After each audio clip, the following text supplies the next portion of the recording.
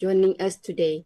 Whether you are a student, a professor, a professional, or an entrepreneur, your presence here reflects your commitment to learn how to align business practice with Islamic principle, a pursuit both noble and necessary in today's world. And this already the sixth program that's organized by IIIT in collaboration with IIUM. And this program is designed not only to provide academic and practical insights into Islamic business management, but also to help to develop an ethical and faith-centered approach to modern day business challenge. Let me also take a moment to acknowledge and welcome our respected instructor and speakers who have dedicated their time and expertise to guide us. May Allah reward them abundantly for sharing their knowledge. Once again, welcome everyone, and thanks for being a part of this program. Without further ado, let me introduce to you speakers who will elaborate a topic on introduction to Islamic business principle and economic system, story of Jarir, basic definition by Associate Professor Dr. Rodrigue Fontaine, and also know him as Ridwan Fontaine. May I spell your name correctly, Prof? Okay. He was born in 1970 in a non-Muslim family. He converted to Islam at the age of 23 after working in Europe for 5 years. He immigrated to Malaysia at the age of 29. He has been teaching in Malaysian university since then. After completing his PhD in management, he specialized in Islamic management in 2004. For the last 20 years, he has taught the subject and writing 5 books. In particularly, he research focused on reflecting collectively on the Quran and the Sunnah as the necessary condition to build an Islamic corporate culture inside Muslim organization. Without further ado, falyatafaddal ma'jurah, Dr. Prof. Okay, thank you very much. Assalamualaikum wabarakatuh. Waalaikumsalam warahmatullahi wabarakatuh. So let me start by sharing my slides.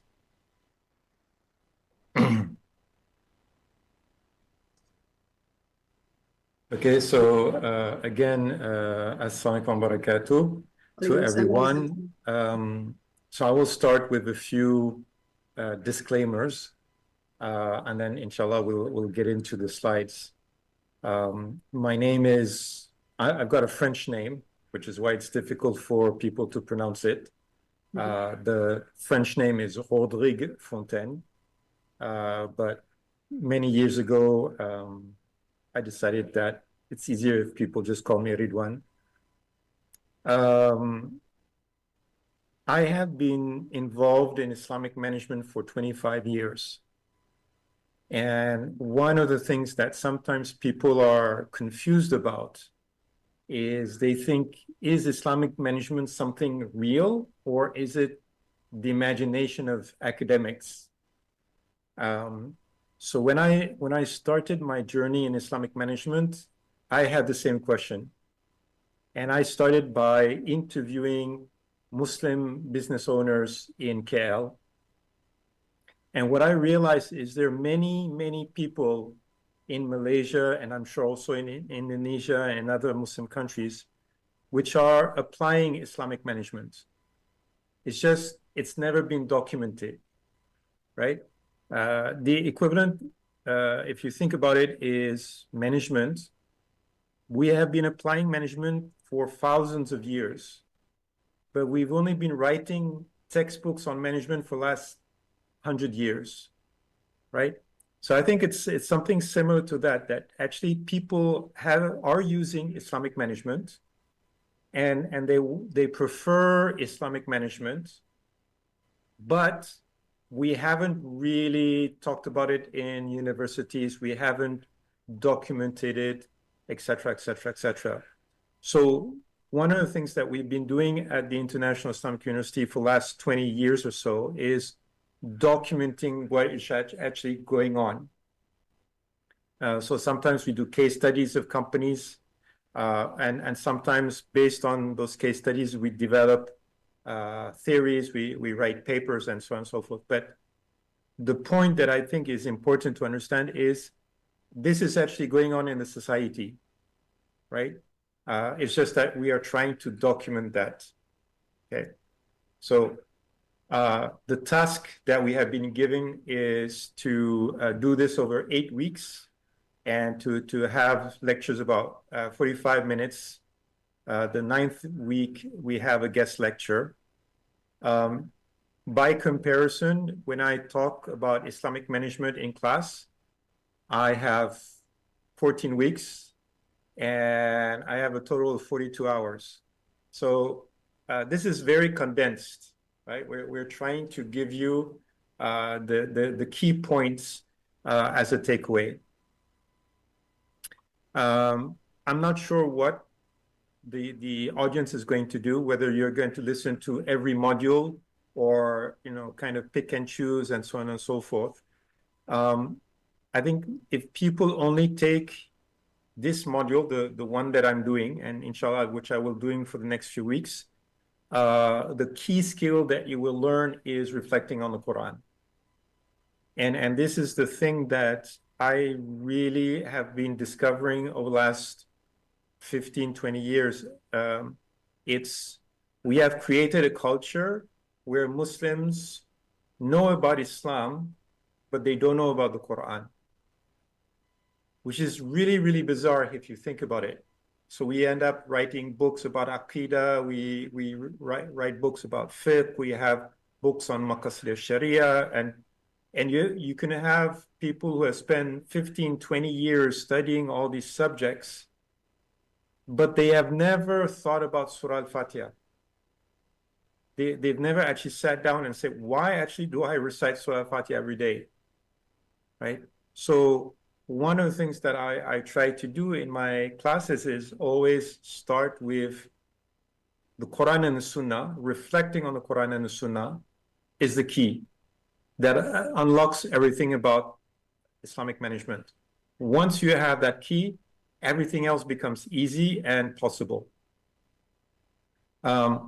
Now, let's say you are doing the other modules, which, of course, inshallah, I'm encouraging you to do. In that case, this particular model is building the foundation for the other modules, right? So that's kind of the way I think about it. So this is kind of a little bit about myself. I converted to Islam more than 30 years ago, 33 years ago. I've been teaching in Malaysian university since 1999. But what I've been doing a lot is psychological interventions. Okay, so there are different ways of doing research. One way of doing research is to just get people to fill out questionnaires, which, you know, obviously has got merit. But what I try to do is when I have a group of participants, at the beginning of the semester or at the beginning of the course, I will give them a questionnaire. And then for the next 12 weeks or 14 weeks or however long, we will reflect on the Quran and the Sunnah together. Normally at the beginning, they have never done it before, so I have to show them how to do this. But then after a while, they do it by themselves. And by the end of the semester, I give them another questionnaire, and then I compare the difference. So this is called a psychological intervention. So I can measure how do my participants change over the course of a semester simply by reflecting on the Quran and Sunnah. And I use instruments that are recognized internationally, right? So I can say, for example, in this class, I had 100 students, and over the course of the semester, this aspect of their personal or this aspect of their psychology has changed, and I have data to prove it, right? More and more what we are doing in the university as a whole and in other universities is we are collecting empirical data so that when we talk about Islamic management, we don't just have theories or take some ayat of Quran and just try to stitch it together to make a story. We actually have data to back it up, right? Now, sometimes that data is hard to get by. So I mentioned the fact that there are a lot of entrepreneurs and a lot of business owners that apply Islamic management. For us to publish a case, we need to get a letter of permission. Most of the time, they do not want to give us permission to publish a case. The reason is Malaysia is a multi-ethnic, multi-religious, multicultural society, and people feel that this is a very sensitive issue. So even though they practice Islamic management, they don't want to tell the whole world, right? So it's actually really, really, really hard to get people to sign a letter saying, this is how we apply Islamic management. But if you talk to them, talk to entrepreneurs in private, they will tell you, we do this, right? So this is one of the issues that we have. But generally, so I get people to reflect on the Quran and Sunnah, and I believe on collective reflection, right? So collective reflection is very critical to eliminate individual bias. And I focus on building an Islamic corporate culture, right? That's really what I've been doing over the last 10, 15 years. I have created a YouTube channel, which is called Rod Fontaine, and I will refer to this YouTube channel a lot. And essentially, how this YouTube channel started is in class, I was repeating a lot of things a lot of times. So I would have one class, I would explain to them, this is how you reflect on, for example, Surah Fatiha. And then next semester, I would be saying the same thing. And then the next semester, I would be saying the same thing. Then after a while, I said, look, this is ridiculous. I might as well put this on YouTube, ask my students to watch the videos on YouTube, and then we discuss the videos in class. So this YouTube channel is kind of an aid for my students taking Islamic management to basically facilitate the learning in class. But it's open to anyone who is interested, and these are 5-minute videos, so it's really not a problem. So what I want to talk about in the next few minutes, I need to check the time. I've got another 30 minutes. SubhanAllah, it goes very quickly. Understand the fundamentals of Islamic business principles. I want to talk about the difference between halal, haram, and ethical business practices. And I want to introduce the idea that reflecting on the Quran and the Sunnah and the seerah of the Prophet ﷺ, so the life of the Prophet ﷺ, are key skills. Now, this is something that I'm really excited about. We have developed this perception that you need to have a very high level of education Islamic education, before you start reflecting on the Quran and the Sunnah and the seerah. That has not been my experience. My experience is any Muslim that has got a basic education is mature enough to reflect on the Quran and the Sunnah. So I have, let's say, 100 students, and most of them do not have a background in Islamic studies, right? Nonetheless, by the end of the semester, they're all very comfortable reflecting on the Quran and the Sunnah, and they are making reflections which are profound, right? So it's not just chit-chatting. They are discovering things about themselves they're developing insights about themselves because they have the Quran and the Sunnah that allows them to think about what they experience in their life in maybe from a new perspective. So this is what I plan to do over the next few weeks. I will start with a story called the story of Jarir, which is going to be the theme that is going to tie all the next few weeks in one thread. So that's today. Next week, I'm going to talk a little bit about my personal experience as someone who has been teaching Islamic management. What I want to emphasize is the fact that when we talk about Islamic management, we are talking about what is really going on. We're talking about what's happening in the society, and then how this has evolved and what are the practical implications of this. I'm going to do some very simple, basic reflections on Surah Fatiha, Surah Baqarah. Week 6 will be really interesting, reflecting on the Sunnah. This is a new project that I've been doing. And what I realized is that, obviously the Sunnah is made of Hadith. Reflecting on the Sunnah is actually as useful as reflecting on the Quran. Right? So I have collected data on my students reflecting on the Quran, and I can see that psychologically they improve because they reflect on the Quran. But when they reflect on the Hadith, I've also tested them and they also improve psychologically, right? One of the things I've started to do is I'm starting to think about the life of the Prophet ﷺ, so reflecting on the Sirah. Week 8, I'm going to kind of tie everything together and I'm going to go back to the story of Jarir.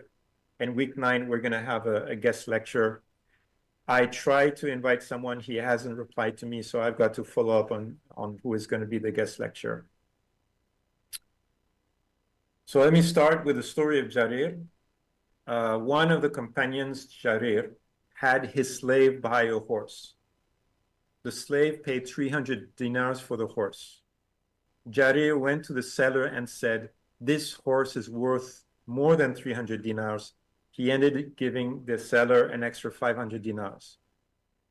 When people questioned him, he said, "I made the oath to the allegiance to the Prophet ﷺ to do the following: establish the prayer, give the zakat, and make nasiha to every Muslim." And this is collected in Al-Tabarani. So this is a story which I found in a book that was discussing the 40 hadith in detail. And this is a very, very, very well-known hadith. It's not a hadith, it's a story. I did a little bit of research and I found a little bit about the background of this companion Jarir.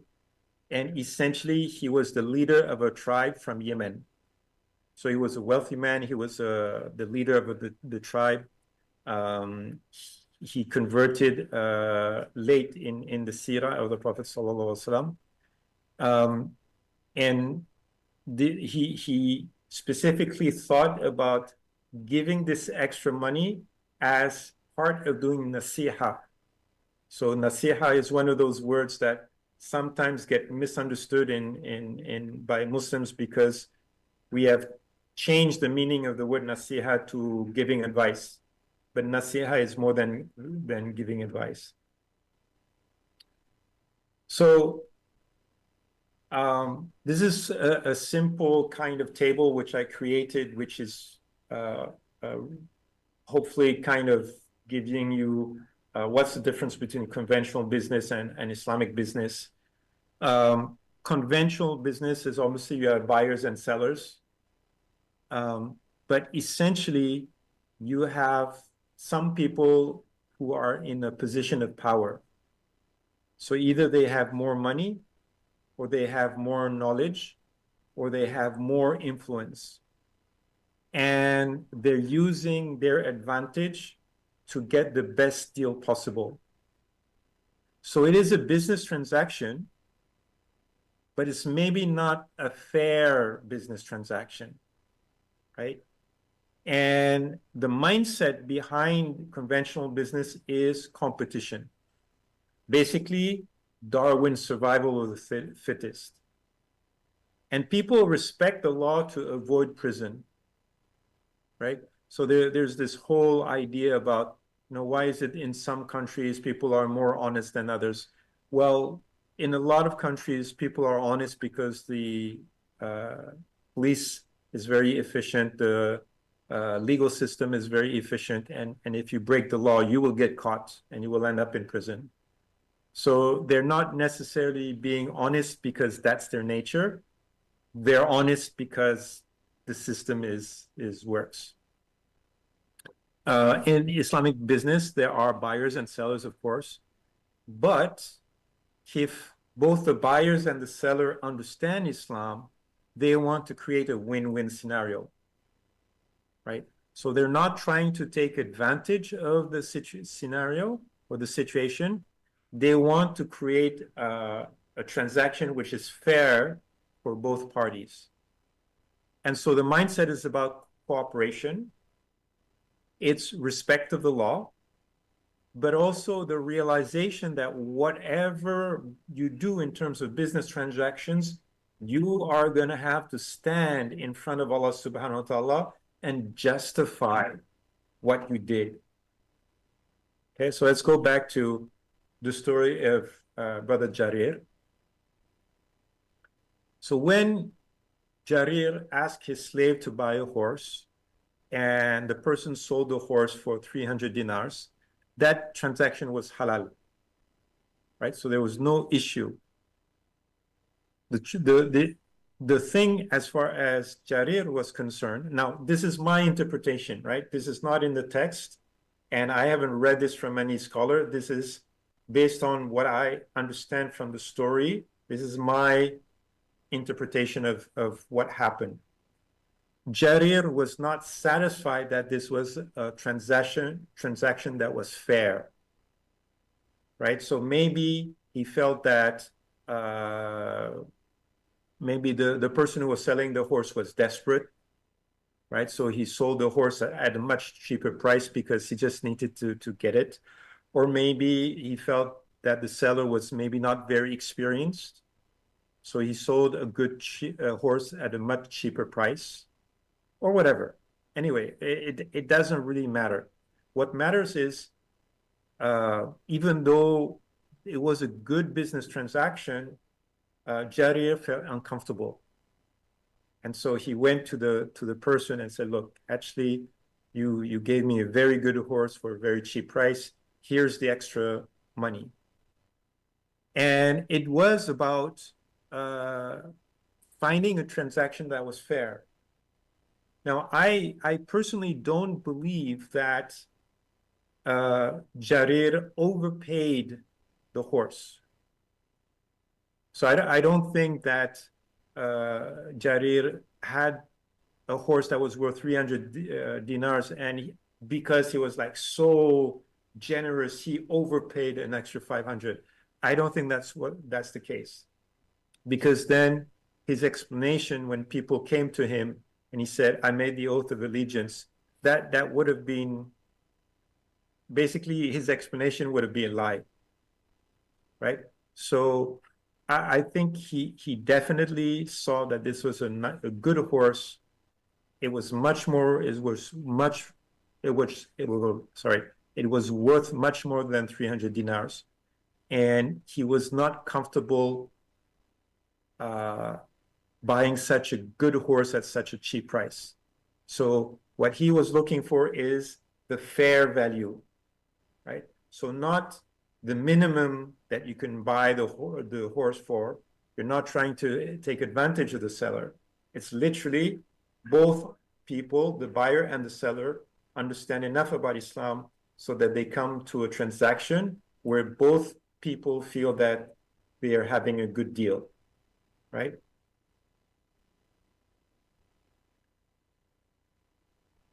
So there's a couple of things that we have to understand. And again, part of this week is about setting the groundwork. Muslims are obsessed with halal and haram, which is understandable, but we have something which is beyond the halal and the haram. We have ethics. Okay. So one way to understand the difference between halal, haram, and ethical is thinking in terms of quantitative and qualitative. Anything to do with halal and haram is something to do which you can take someone to court, right? So if for example, I gave the example here, if you sign a contract with somebody for $15,000 and they only paid $10,000, you can go to a judge and say, this is what we signed the contract for. This is what he paid. He still owes me $5,000. He doesn't want to pay. Either you force him to pay the money or he has to go to prison or something. So anything to do with halal and haram, there's a quantitative dimension to it, right? When it comes to ethics, there's no quantitative dimension to it. It's more to do with qualitative, right? So in business, this is the kind of strange situation where you are buying and selling, and assuming that you're buying and selling and the other person is a Muslim, you have to have that feeling of brotherhood, right? Of ukhuwah. So you want, obviously, you're buying and selling something, so you want to have a good deal. That's normal. And you want to make a profit. That's also normal. And there's nothing wrong, by the way, with making a good profit, right? So sometimes people come up with these weird ideas that, in Islam, you're allowed to make a profit, but it has to be a small profit. And no, that's people's interpretation, right?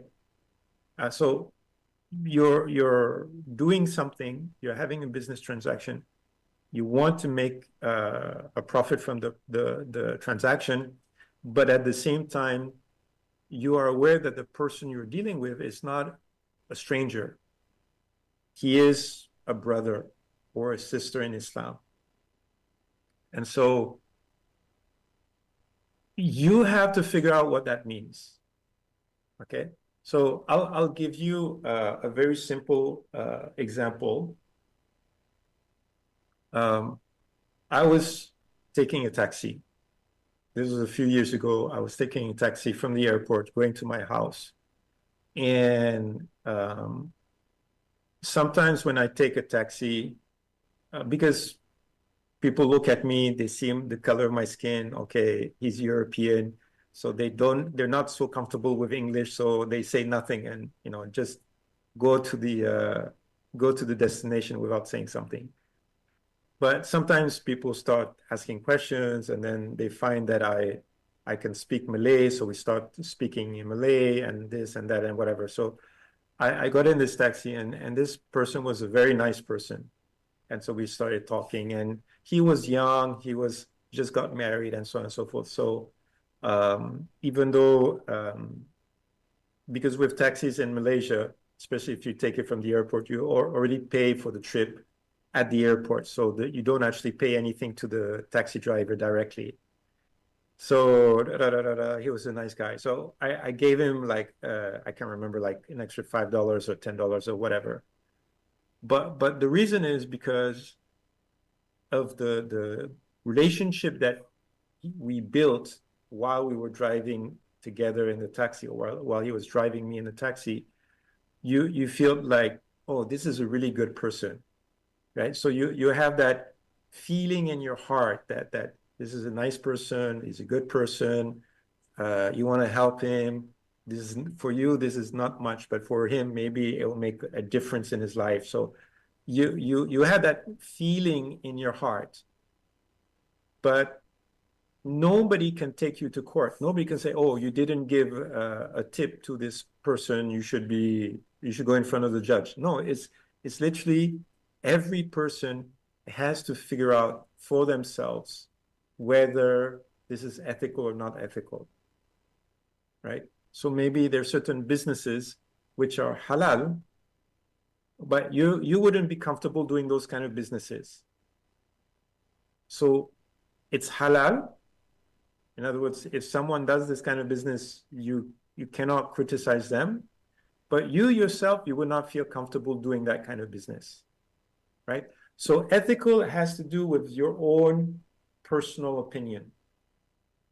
And normally what happens is, as your understanding of Islam will increase, as your taqwa will increase, there are certain things that you used to do, which now that you look back at it, you feel, I don't want to do that thing anymore, even though it was halal, but I don't feel comfortable doing that anymore.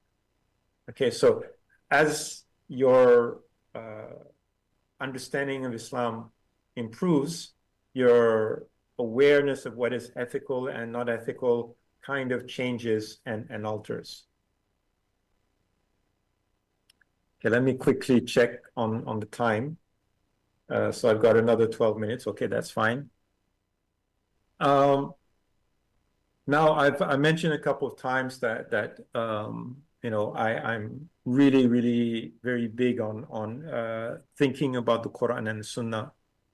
And one of the most interesting surahs is Surah Al-Qalam, which is surah number 68 in the Quran. And there's a little bit of a discussion whether it's the first or second surah to be revealed. The first, you know, revelation is, of course, Iqra bismi rabbika alladhi khalaq, right? Surah 96. But it's only the first few ayat that was revealed. The rest of the surah was revealed later. But one of the first surahs that was revealed was, of course, Surah Al-Fatiha. And then there's a discussion whether Surah Al-Qalam is the second one. Okay, but anyway, whether it's the first or second doesn't really matter. It's one of the very early surahs to be revealed. And in this surah, there's a mention of a group of people who own a garden. And, you know, obviously selling vegetables and fruits is absolutely halal. But their mindset was they didn't want to give any charity to the poor, right? So they were selfish, basically. And Allah subhanahu wa ta'ala just destroyed their gardens, right? Now, why? Why would Allah subhanahu wa ta'ala destroy their gardens? Simply because their selfish attitude, the fact that they didn't want to give anything to the poor, that was the thing that Allah subhanahu wa ta'ala didn't like, right? So straight away, what we can see is in the Quran, there's an emphasis that the risk is coming from Allah subhanahu wa ta'ala.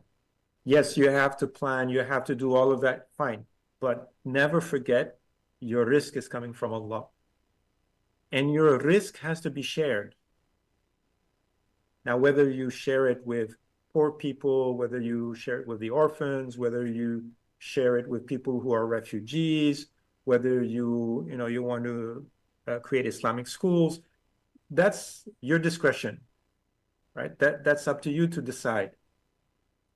But if you have the mindset where you want to keep everything for yourself, then that's problematic, right? So the dilemma that we have in Islamic business is, how do we figure out how much we should share, right? So I've discussed this with a number of people who are owning businesses. And some people use their business as a means to do dawah. Some people start businesses and then make profit, and with this profit they will finance Islamic schools and whatever. Some people will again start a business, and then the profit they will start Islamic foundations. So there are different ways for people to figure that out. But basically, how much you give, to whom you give, that's up to you. That is your ethical conscience talking to you.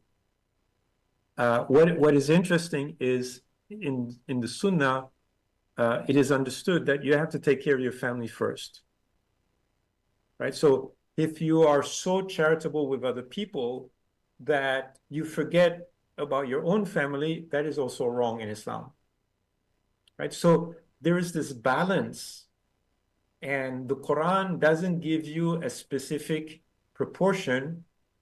It's up to you to figure out what is that balance, right? And that's the beauty of Islam, is that you have general guidelines, and then it's up to you to figure it out. You have to think for yourself, right? So you have to think in terms of, for example, I'm reaching a certain age where I'm going to be retiring soon. And one of the questions that I need to address is, do I have enough money to retire? Right? So yes, you can give in sadaqah, and then at the end of your life, you have no money, not enough money to retire. And then you, at the end of your life, you have to beg for money from your children, from this, that, whatever, because actually you didn't plan your retirement wisely, right? So all of these are things which you have to take into consideration, and that's where the ethical dimension comes in. So it's not about halal, just halal and haram. Obviously, it's understood you should be doing a business that is halal, but all the details are kind of left to your discretion. Okay, I'm going to, I've got 7 minutes. Okay, I'm going to speed up a little bit. These are 3 words which I love: taqwa, akhlaq, and sabr. Okay, taqwa is for me motivation, right? I've heard many lectures about taqwa and what does taqwa mean and how do we understand taqwa and so on and so forth. But there's one hadith where the Prophet ﷺ said, taqwa is here, and he pointed to his heart 3 times. Okay, when I read that hadith, I said, oh, in management, the equivalent concept would be motivation, right? Motivation is that internal force which forces you to act. So my understanding of taqwa is that it's the internal motivation, religious motivation, which leads you to act. Akhlaq is your behavior, right? And so akhlaq is how do you behave? And so there are the rights of Allah, there's the rights of the people, right? And you have to take care of both of them. Sabr is about consistency. People are going to put a lot of pressure on you to do the wrong thing, right? So they're going to say, oh, you cannot do this, you cannot do that. Like in Malaysia, a friend of mine, he put it this way: there are 2 basic problems: raswa and riba, right? Raswa is bribes in Malay, and riba obviously is interest. And so people say, oh, you have no choice. Whether you like it or not, you have to take riba, or you have to give raswa. It's just the culture. And people will have all these excuses. And if you have sabr, you have to say, no, I refuse this. If Allah subhanahu wa ta'ala made these things haram, there's a reason for that. And I want to do my business according to Islamic principles. Okay, so taqwa, religious motivation, the rights of Allah, praying, fasting, the rights of the people, all social relationship, business transactions. So here, there's a couple of principles which is really very helpful to understand. the rights of Allah, everything is forbidden unless it is explicitly stated in the Quran and the Sunnah. So the example I always give is how many rakat are there for subuh or fajr? Obviously only two. What it means is 1 rakat is forbidden. 3 rakat is forbidden. 4 rakat is forbidden. So if someone says, you know, Muslims today are very weak, we should pray 4 rakat for fajr instead of 2. Cannot. So when it comes to the rights of Allah, because it's been explicitly explained, it cannot be changed. Right? So you cannot decrease it, you cannot increase it. With the rights of people, everything is allowed. And you do not have to prove it. So for example, I give the example, is there a hadith that says you are allowed to drink orange juice? As far as I know, there's no hadith that talks about orange juice. That's not the point. The point is everything in Islam, when it comes to the rights of the people, everything is allowed unless it is explicitly forbidden. So yeah, orange juice is halal. Can you prove it? I don't need to. Right? I don't need to. Like this maybe in Malaysia is not so obvious because in Malaysia and I think in many Muslim countries, you know, everything is kind of, you have halal signs everywhere. When I converted to Islam, I converted in the UK. And in the UK, there's a lot of food that is halal, but there's no halal logo, right? So you have, you know, maybe a vegetarian pizza and this and that, whatever, and you buy it. And then someone will say, hey, how do you know this is halal? I say, come on, this is vegetarian pizza. Yeah, but maybe there's some forbidden ingredients about. No. The principle is it's halal. Oh, can you prove that it's halal? I don't need to prove that it's halal. You have to prove that it's haram, right? So this idea that in business, when it comes to the rights of the people, everything is allowed unless it is explicitly forbidden in Islam is a very, very, very, very fundamental principle. And it solves so many problems for Muslims. And the key thing is, as a business transaction, I don't need to prove that something is halal. If you are disagreeing with me, you have to prove that it's haram.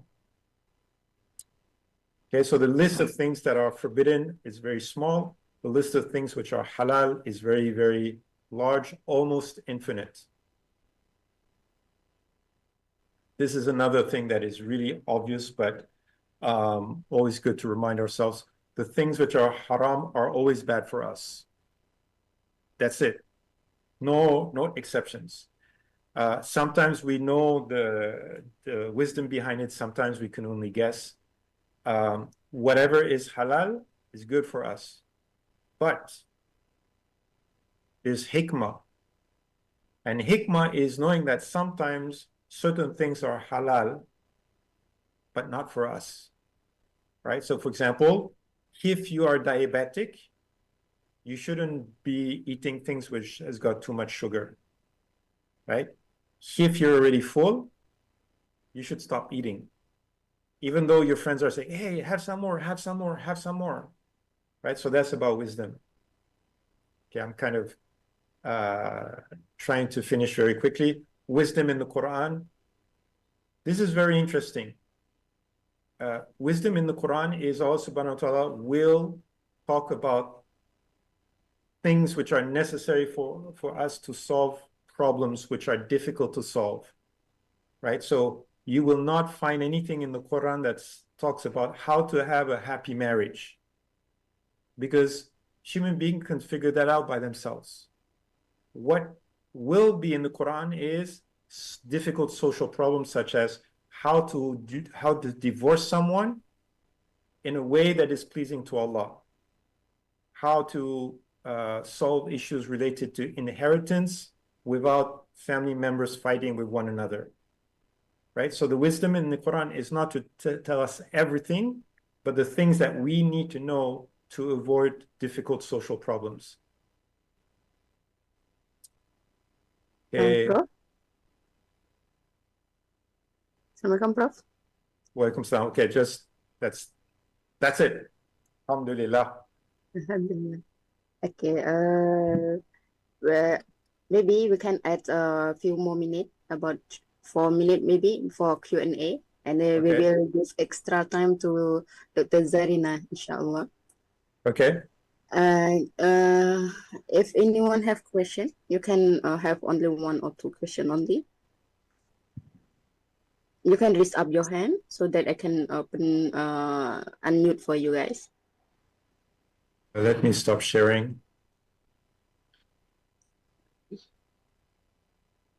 I think there's a lot of chat. Too many chats. Yes. But in chat here, mostly they give salam. Okay.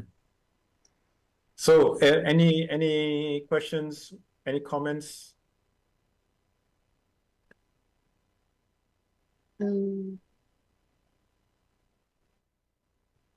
Okay, one question in here from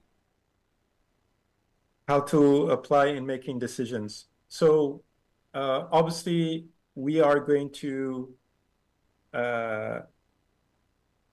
okay, we're going to talk about this over the next few weeks.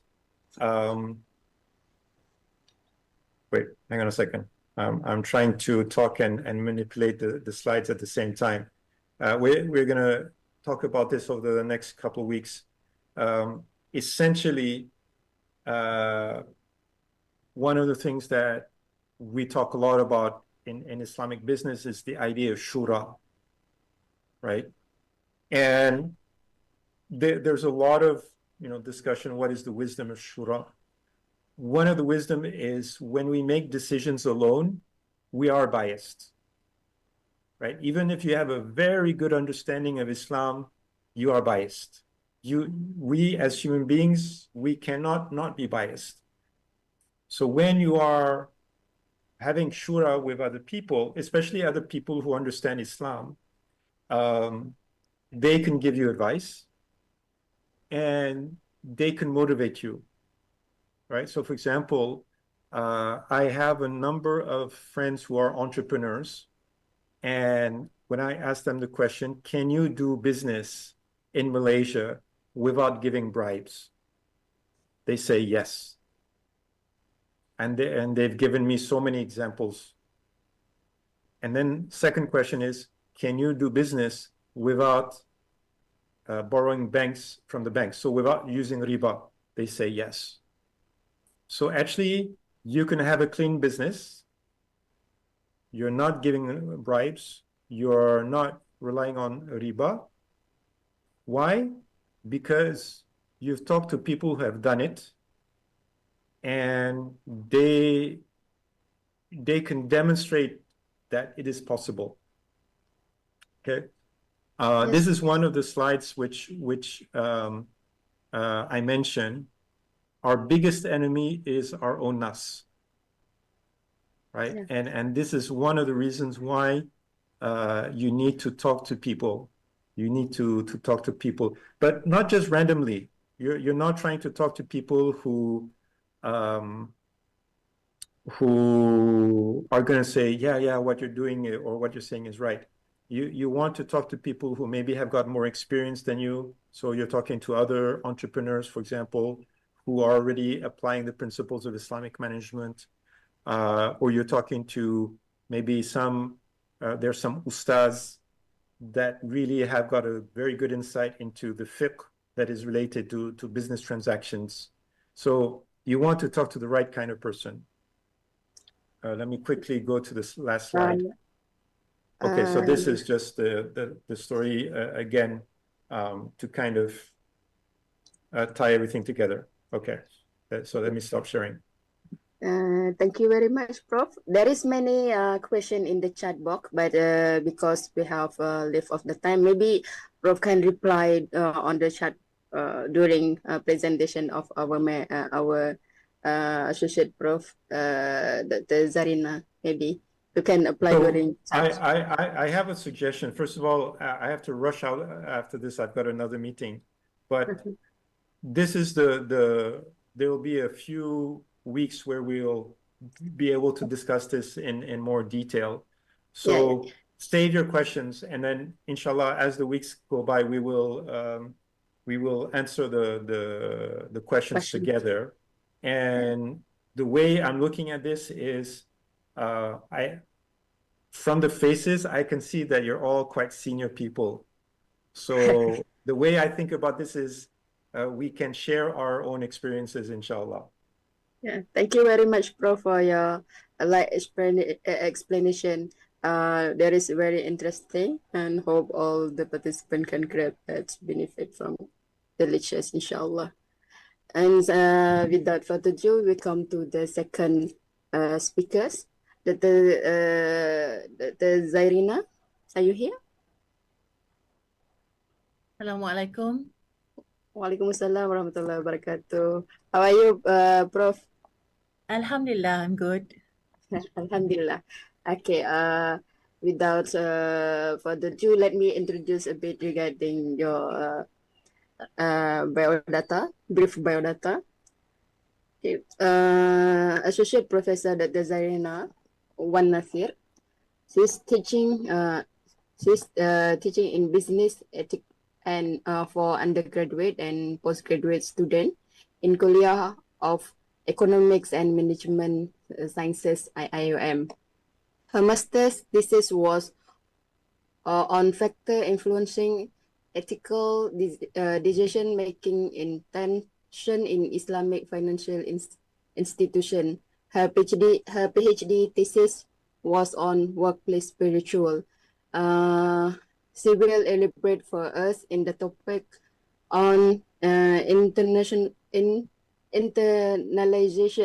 ethics, and in the conduct of business, ethical and its conceptualization in life.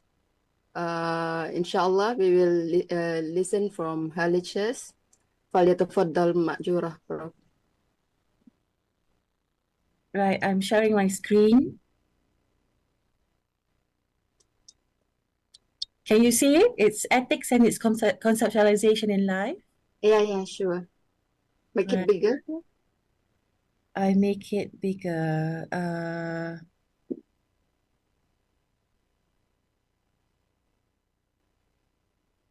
I'm trying to. Right. Is it big now? Yeah, already full screen. Okay, full screen. So I teach business ethics at the Department of Business Administration, Kuliah of Economics and Management Sciences. So most of these slides come from chapter 1 of the book Business Ethics by Khalid Ali, Zulkifli Ramli, and Lautek Chai. And I've used several other sources for these slides. So we often reflect and ask ourselves some basic questions. How should I lead my life? What type of person should I strive to be?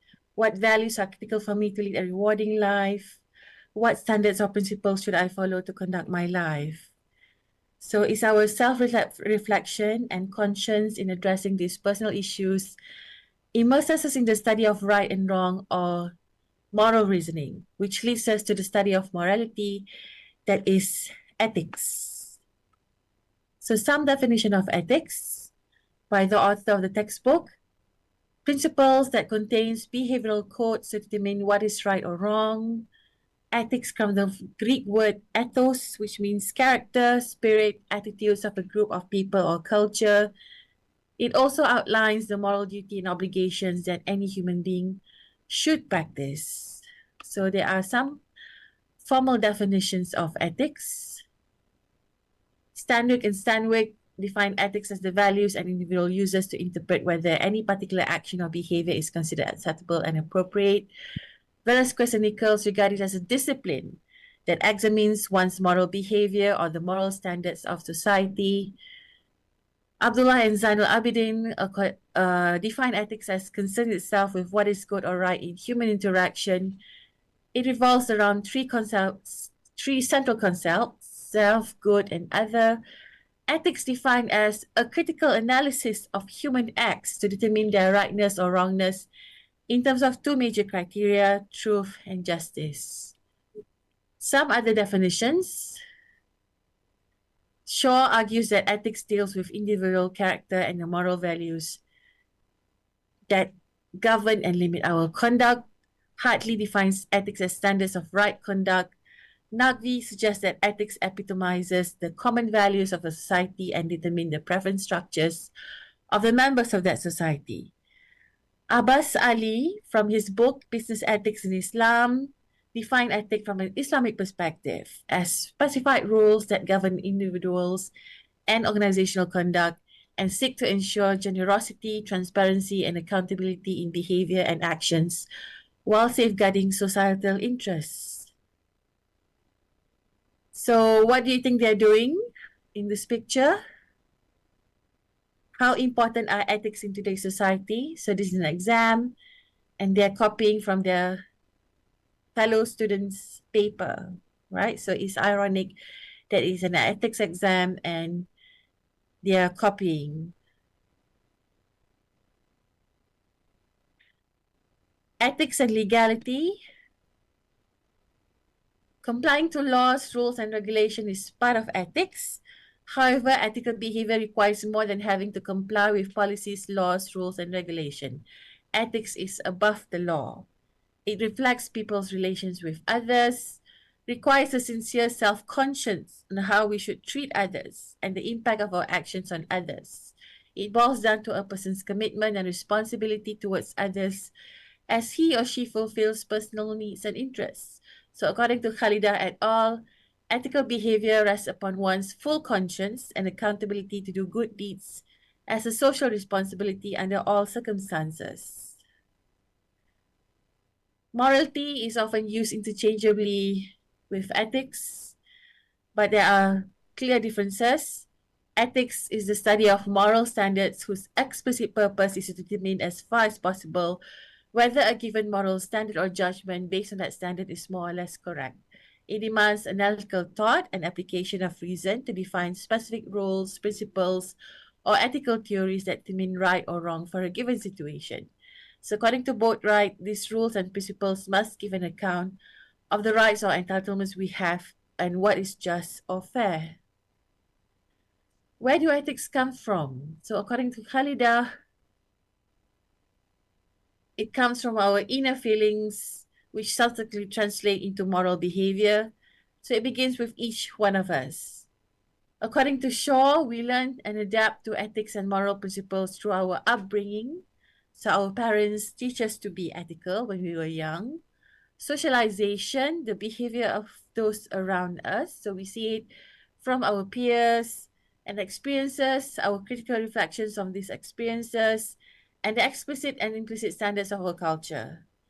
So in class, I would ask my class, is Malaysian culture ethical? And we would look at the Transparency International Index to find out how on what stage is Malaysia ethical, right?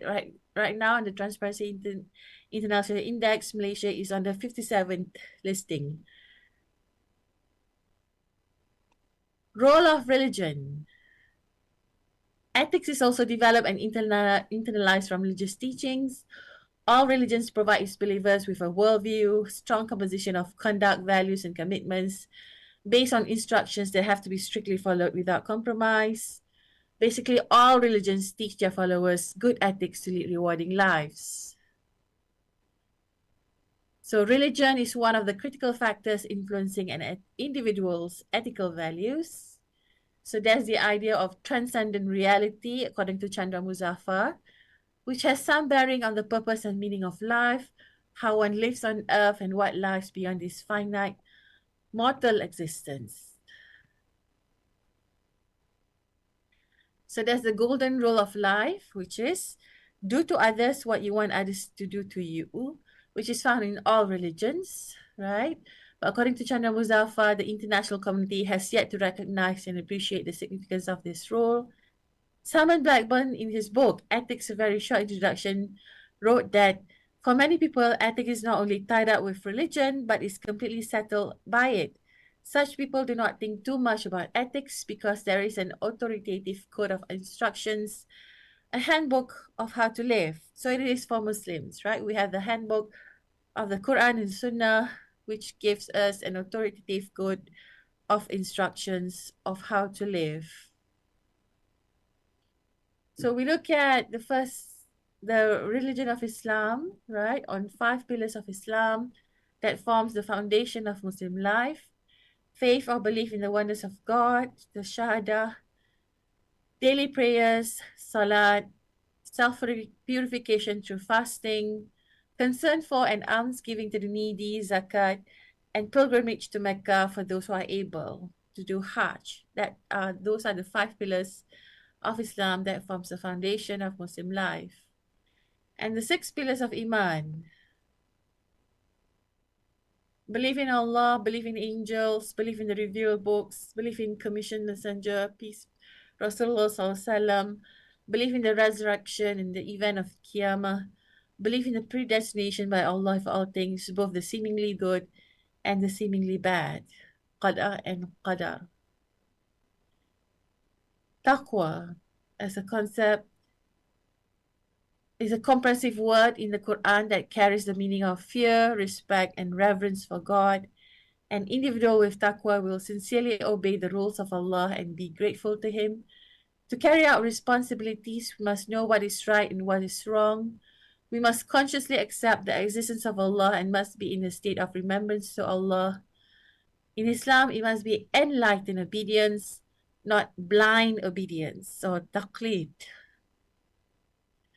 So this is from Green, 2008.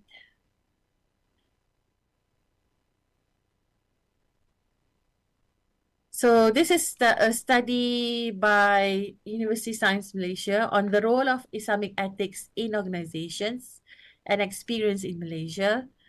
So you have religious values of taqwa, syukur, ihsan, tawakal, muhasabah, self-evaluation, justice, and amar ma'ruf nahi munkar, promoting good and forbidding evil.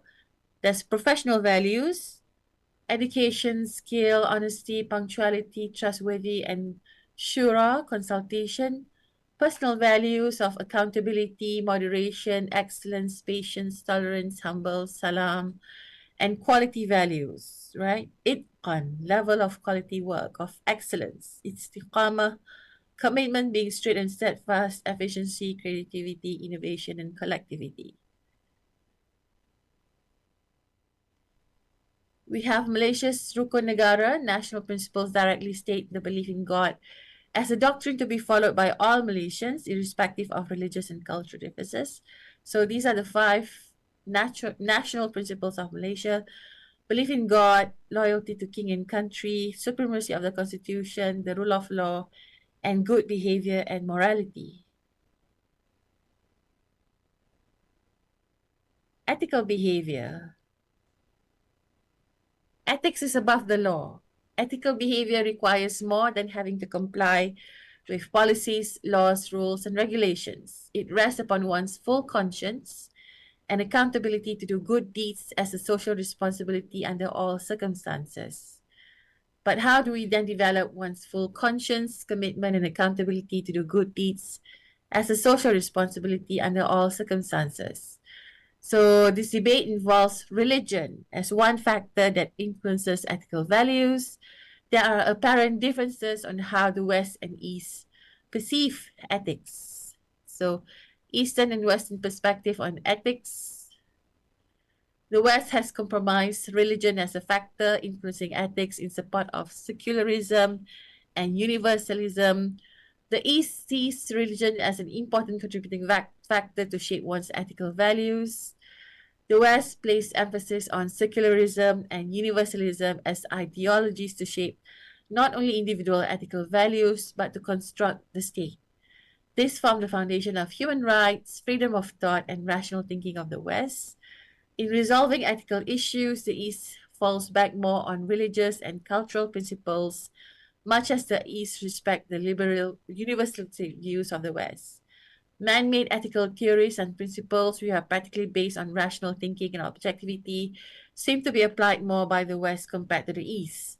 So that's what I'll be looking at next week on man-made ethical theories and principles, criticisms of these ethical theories.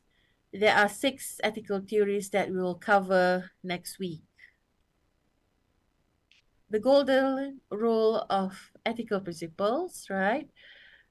And then these are some of the ethical theories which we'll cover next week. Immanuel's Kant categorical imperative, utilitarian principle, and the golden rule. What is the golden rule? Treat others as you would want others to treat you.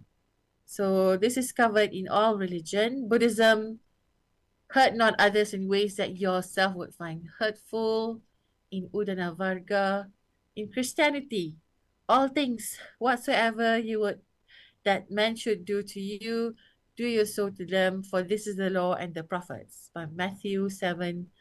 In Islam, no one of you is a believer until he desires for his brother that which he desires for himself, right? In Sahih al-Bukhari and Muslim. And Hinduism, this is a sum of duty. Do not unto others what you would not have them do to you, right? So the golden rule, treat others as you want others to treat you, is covered in all religion: Buddhism, Christianity, Islam, and Hinduism. Universally accepted good moral values, right? So good values which we want to have, like being compassionate, being courageous, honesty, having integrity, respect for human life, self-control, are good values that are universally accepted moral values. And we have bad values: cheating, cowardice, cruelty, deceit, greed, lying, selfishness are bad values that we want to avoid. Business environment in a global context. There are a lot of challenges in the global business world. Apart from fulfilling the profit maximization objective, which drives aggressive competition in a free market system, there's another challenge that businesses have to face is managing the global workforce, right? So you have your workforce coming from all over the world. Society is undergoing dramatic changes in values and societal norms. There are concerns on the decadence of moral values among the younger generation, especially Generation Y. So Generation Y, employees who grew up in the ICT era and represent the bulk of today's workforce, are more likely to see unethical behavior as justifiable in pursuits of their goals. So that's the downside of the younger generation that see unethical behavior as justifiable when they are pursuing their goals. Business ethics itself, right? Some definition. Hooker regards business ethics as a conceptual framework for making defensible business decisions that consider all stakeholders. Jardine views business ethics as those values, standards, and principles that operate within business. Parbuta and Cullen define business ethics as the principles and standards that guide business. Code of ethics. Organizations develop code of ethics to remind employees on the importance of ethics at the workplace. A code is a statement of principles, policies, or rules that guide behavior.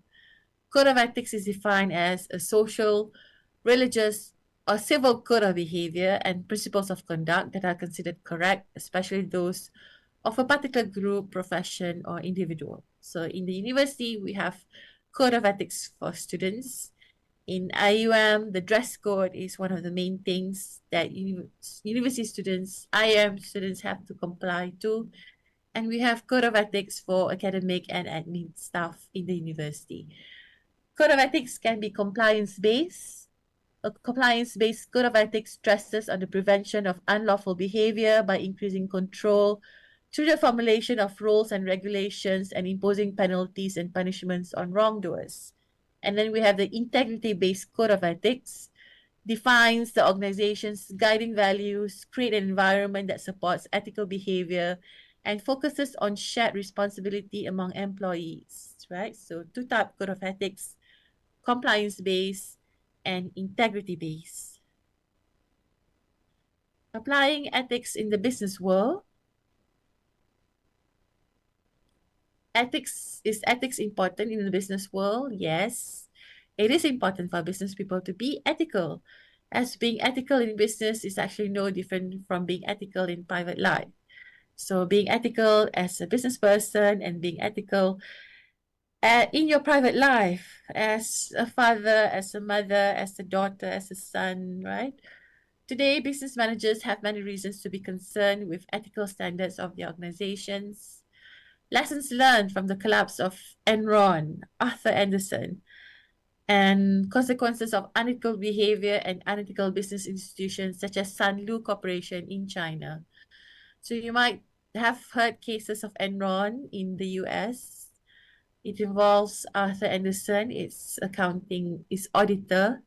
Sanlu Corporation is a unethical situation of the company Sanlu in China, which has to do with poisoning of melamine in baby formula, right?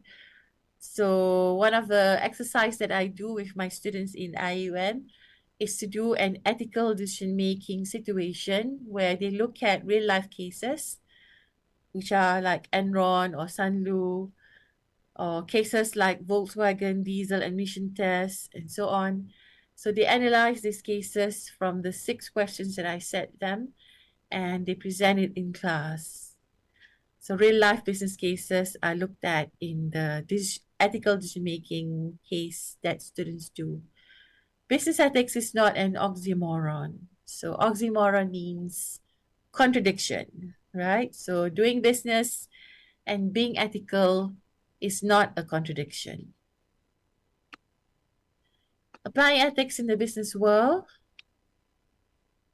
Business issues are not easily addressed by ordinary ethical reasoning. Economic, organizational characters of business firms differentiate the way business issues are handled, especially in employer-employee relationships. In one of the chapters in the textbook, looking at employer-employee relationships, we look at issues such as trade secrets, whistleblowing, conflict of interest, and other issues related to employer-employee relationships. Social responsibility is a chapter we covered in our business ethics course, corporate social responsibility, CSR. Managing business effectively without compromising ethics is the real challenge because it requires courage, respect for humans and non-humans, honesty, integrity, etc. We all know these values up front, but how do we translate them into actions? It's a real challenge not to compromise ethics. It requires courage, respect for humans and non-humans, and being honest and having integrity. Ethics in the business world requires a self-conscience and altruism that we are conducting businesses not only to maximize profits for the organization's sustainability, but also for the well-being of the Ummah as a social responsibility and as a matter of accountability as a Khalifa. Importance of ethics in business, right? So why is it important for businesses to be ethical? To keep existing customers, right? You want to maintain your customer loyalty and business sustainability, to attract new customers to your business. A good business or corporate image will attract new customers and increase profitability. To avoid lawsuits, you want to maintain a good image of your corporation and dignity of the company by complying with laws and regulations. To reduce employee turnover, maintain employee loyalty. You want them to not leave your corporation. You want employees to remain loyal and subsequently increase organizational effectiveness, and to please customers, employees, and society, your stakeholders, those who have a stake in your corporation. strive to fulfill the needs of main stakeholders, that is the customers, employees, and the community. You have primary stakeholders such as your customers, employees, those who have a contractual obligation to you, and you also have secondary stakeholders, for example, the media, the community, and so on, right? That have a stake in what your organization does. To the moderator,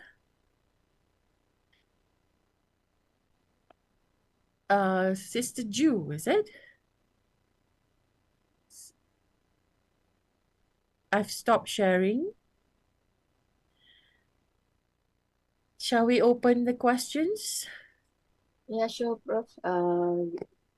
Any participant need to have a question? You can raise up your hand so that I can unmute, or you can write in the chat box. I don't know, okay, how to. Is it according to the previous or not, Doctor? The question from Brother Slamet. How do we define Islamic management, Islamic business? How do or we Islamic define economy? Islamic management? Yeah, in the chat box, Prof. In the chat box, I have there's so from him, but there too many questions in one time.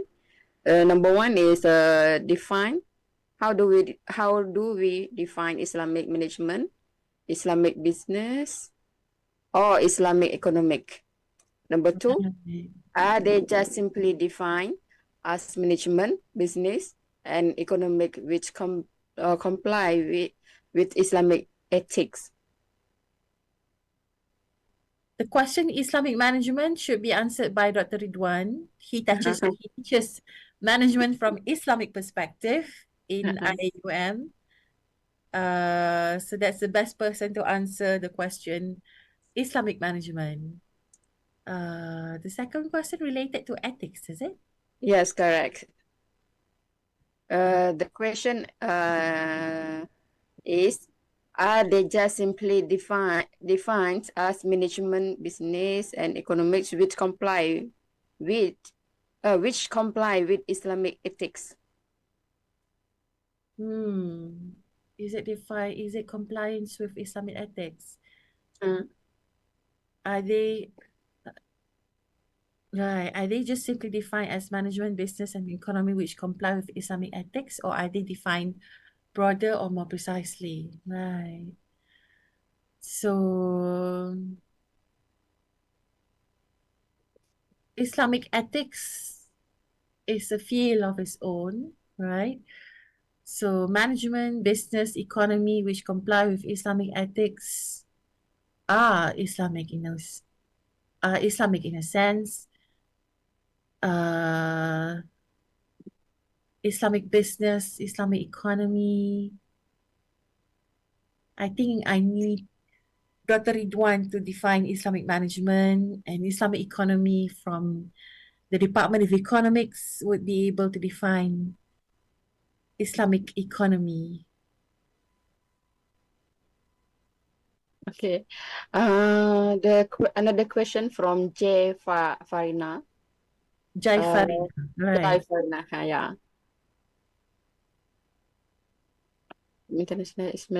From International Islamic College Malaysia. The question is, how should institute address ethical gray area in generate content? AI generated. AI, not AI generated content.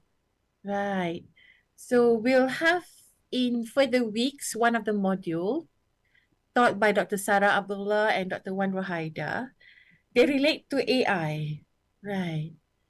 So they will include ethics and AI. So that is the module For the next. For the next module, right? On AI generated content. Okay, another question also from Azhar Hassan. The question is, if we can rank between ethics, value, and morality, what should be the higher rank? Right. Ethics, value, and morality. Ethics and morality can be interchanged, right? To be ethical is to be moral, and value are the source of ethics, right? So we have good values and bad values, and they are the source of ethics, right? Next question. Next, from Saiful, Bahrain. The question is, how does Islamic ethics guide the use of modern technology like AI, biotechnology, Biotechnology. biotechnology, social media? Right. So that's still AI related question, which will be covered by Dr. Sarah Abdullah and Dr. Wan Rohaida on the use of AI and ethics. I don't think any of my colleagues covers biotechnology. Social media. I think one of the marketing professors will be covering on social media.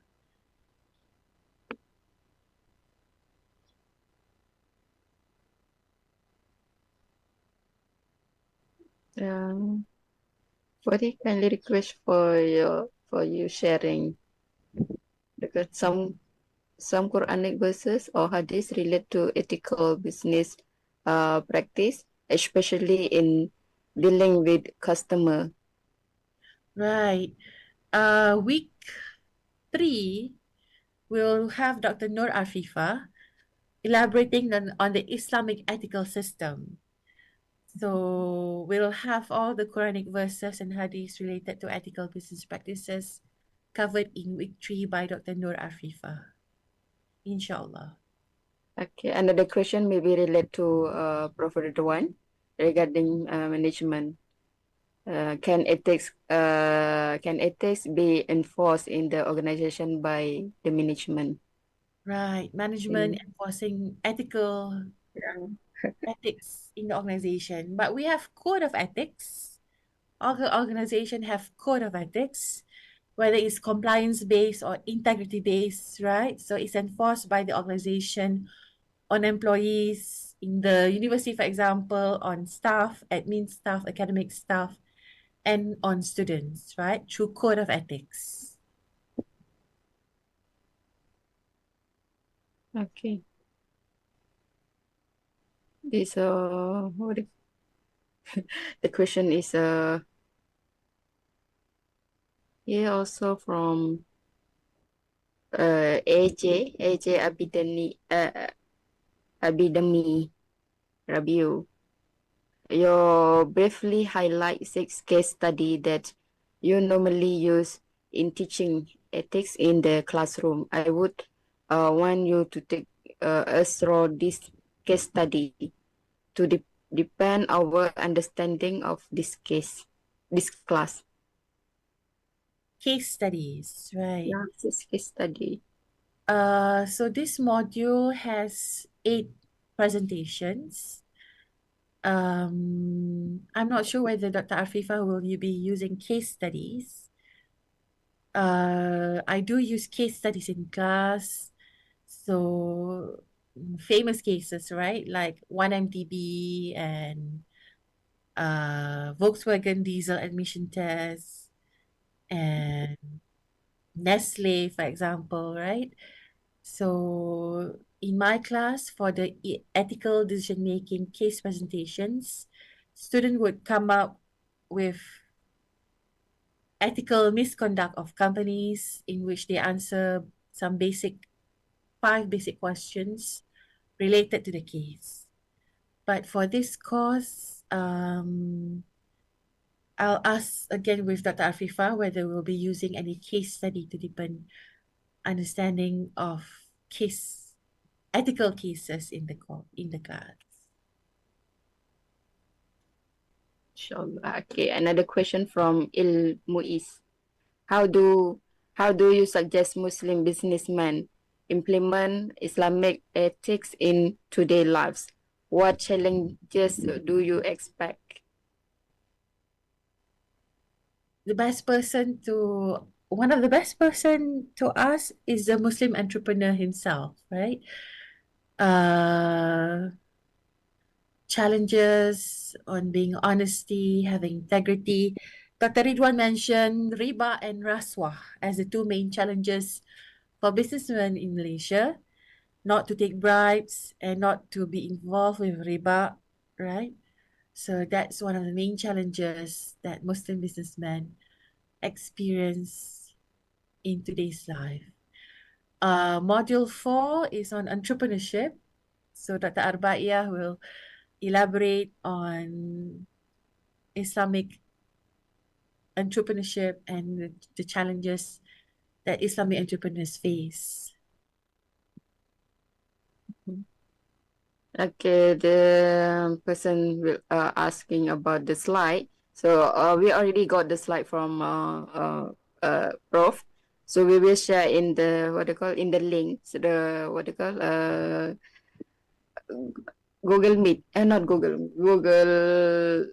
Drive. Drive. Yeah, Google Drive. We already share it in the Google Drive. You can click from the group that already provided, already there for this fix, already there. And then the recording, inshallah, even recording also you can click on the link that we already provided. If you are in the group, you can get it. If not, you can give your phone number so that I can include you in the group. Because everything we will provide in the group. Okay, from Nawawi Muhammad. It seems that the questions are too advanced. Really enjoy the lecture. Okay, is there any from Adam?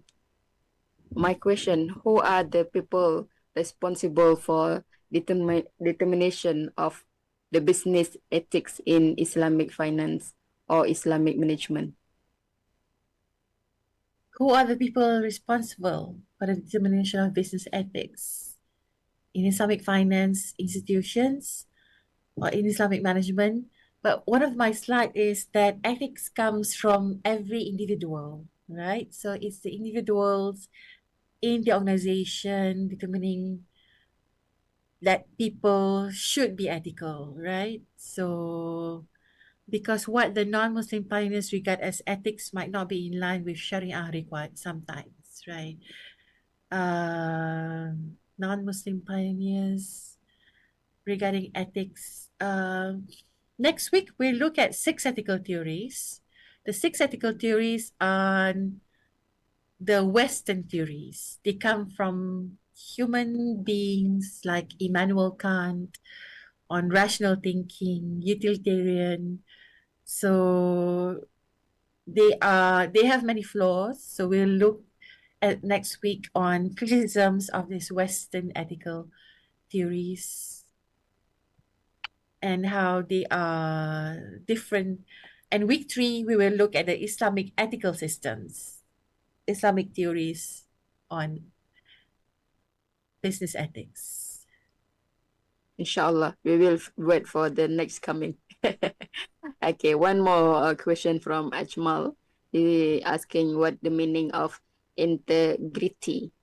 Integrity means honesty, that you have honesty when you do in your actions. Integrity. The question from Khalid, from Khalid Shukran. What is the fundamental difference between general business ethics and Islamic business ethics, right? So generally, the difference is the reliance on the Quran and Sunnah. On Islamic business ethics, we look at the religion as the basis of Islamic ethics. How should we approach business dealings when engaging with non-Muslim business owners? Should we differentiate between dealing with Muslim business owners and non-Muslim business owners? We should be ethical in doing both. So I don't think there is a differentiation with engaging between Muslim and non-Muslim business owners. I don't know whether the entrepreneur lecturers will cover that on dealing with entrepreneurship. The next question. Yeah, the next question from doesn't have name. Right. Is there a consequence or penalty for a Muslim working in an unethical based organization that is basically based on Western ideologies? The consequence, penalties. I don't know. I mean, would you have Muslims working for a liquor company like Guinness of Malaysia? So I don't uh, think a Muslim would want to work for such an ethical organization because you know you would be sinning when you were to do so. Or if you are working for Maybank, for example, right, and you have Islamic window and the conventional banking, I think as Muslims you may be want to concentrate on Islamic banking rather than the conventional banking. Can ethics be enforceable or is it just a personal moral? Can be both, right? Ethics can be taught. There's this professor that was saying that ethics is caught rather than taught. You catch your ethics from those around you through socialization, through upbringing, and so on, right? But it's both enforceable and a personal moral code.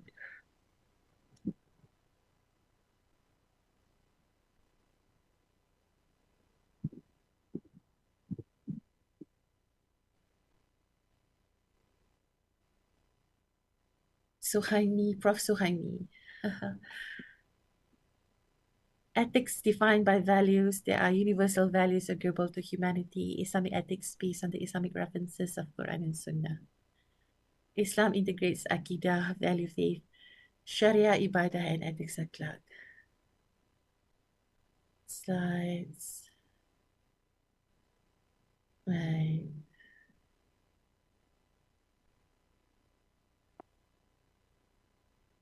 Is there a huge gap or difference on business ethics in conventional and Islamic business ethics? So next week, we will look at conventional theories in business ethics, the 6 ethical theories. And the week after, covered by Dr. Farifa, we will look at the Islamic ethical system. So the difference relies on the sources of the ethical values, ethical principles. Right. Do we take a break now? Yes, Doctor. Alhamdulillah. Thank you very much, Associate Professor Doctor. Professor, actually. Okay, so we have already passed the time. So inshallah, we will meet her again in the next session. That there is many topics that she will cover for us to what you call teach us, inshallah. So I think here there is so many questions that we cannot answer now, and then waiting for the next coming lectures, inshallah. And thank you very much, Prof, for your interesting topics today. Right. Thank you very much. Hope all the participants can benefit, can grab it. Thank I you. mean, see you next time, Prof. And we have about 30-minute break. We will come back at 11, inshallah. Inshallah. Thank See you. you next time, Prof. Assalamualaikum. Waalaikumsalam warahmatullahi wabarakatuh.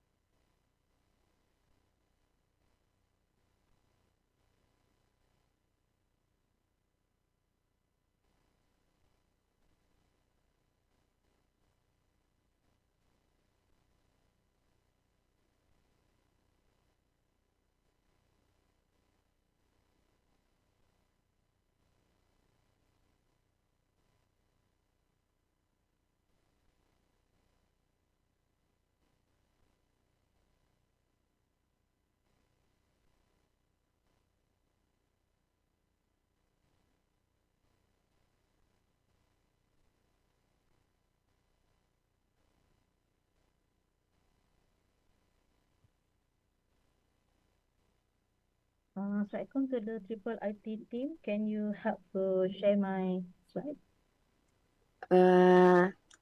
Assalamualaikum, Doctor. Okay. Doctor, I'm already make you a course host. Okay. So you try to share from your side. Okay, where am? Yeah.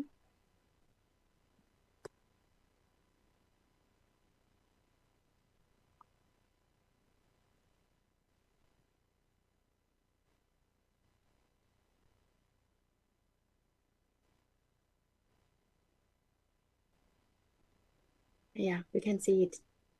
Okay, so let me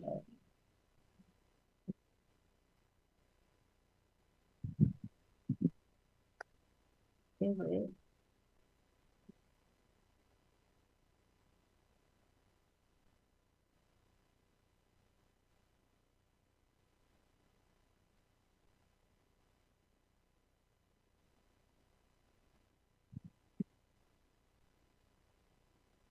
Okay, wait, yeah, I am trying to okay,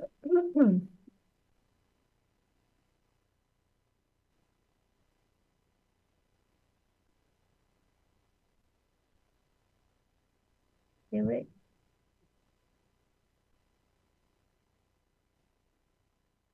You can make it full screen. Mm-mm. Hold on, eh? Yeah.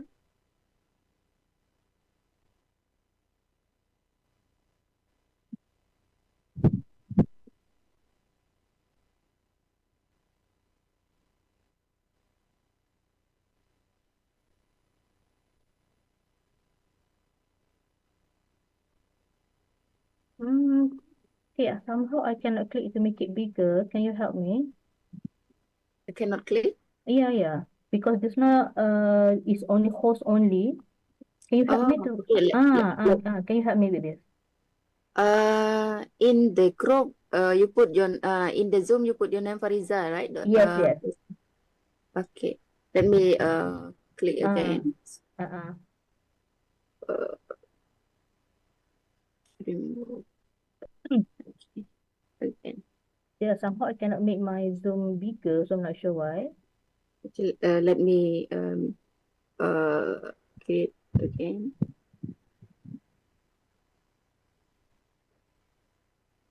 Try again, bro.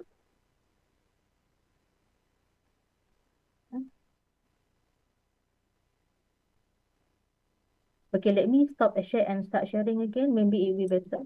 Hold on. Yeah.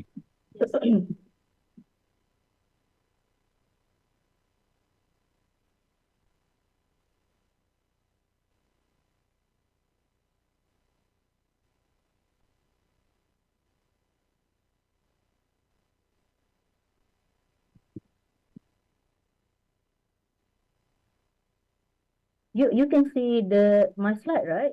Yes, sure. Uh-uh.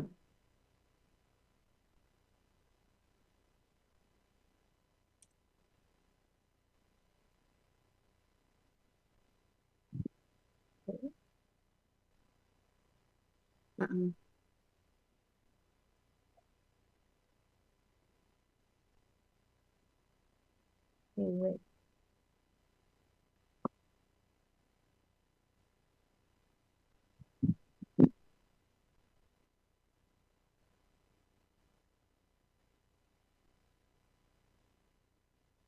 Okay, so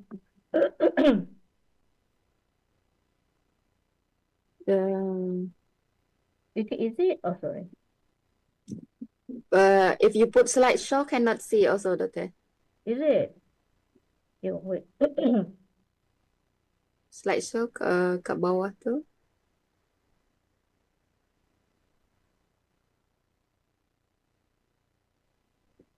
Wait, eh?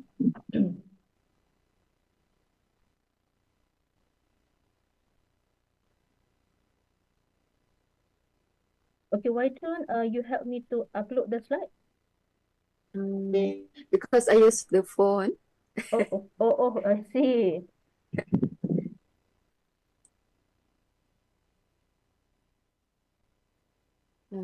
It's okay, maybe. Okay, Uh, can I? So can I present just like this? Can Doctor? It's okay, but a little bit bigger. You make it zoom down there. If you Yeah, can. my problem is I cannot make my Zoom bigger, so I'm not sure why.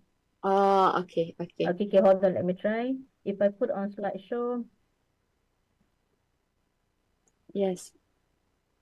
Alhamdulillah, finally. Yeah, Okay. alhamdulillah, alhamdulillah. Okay, I think it was maybe the line just now. All right. Okay. Okay, so Before you may.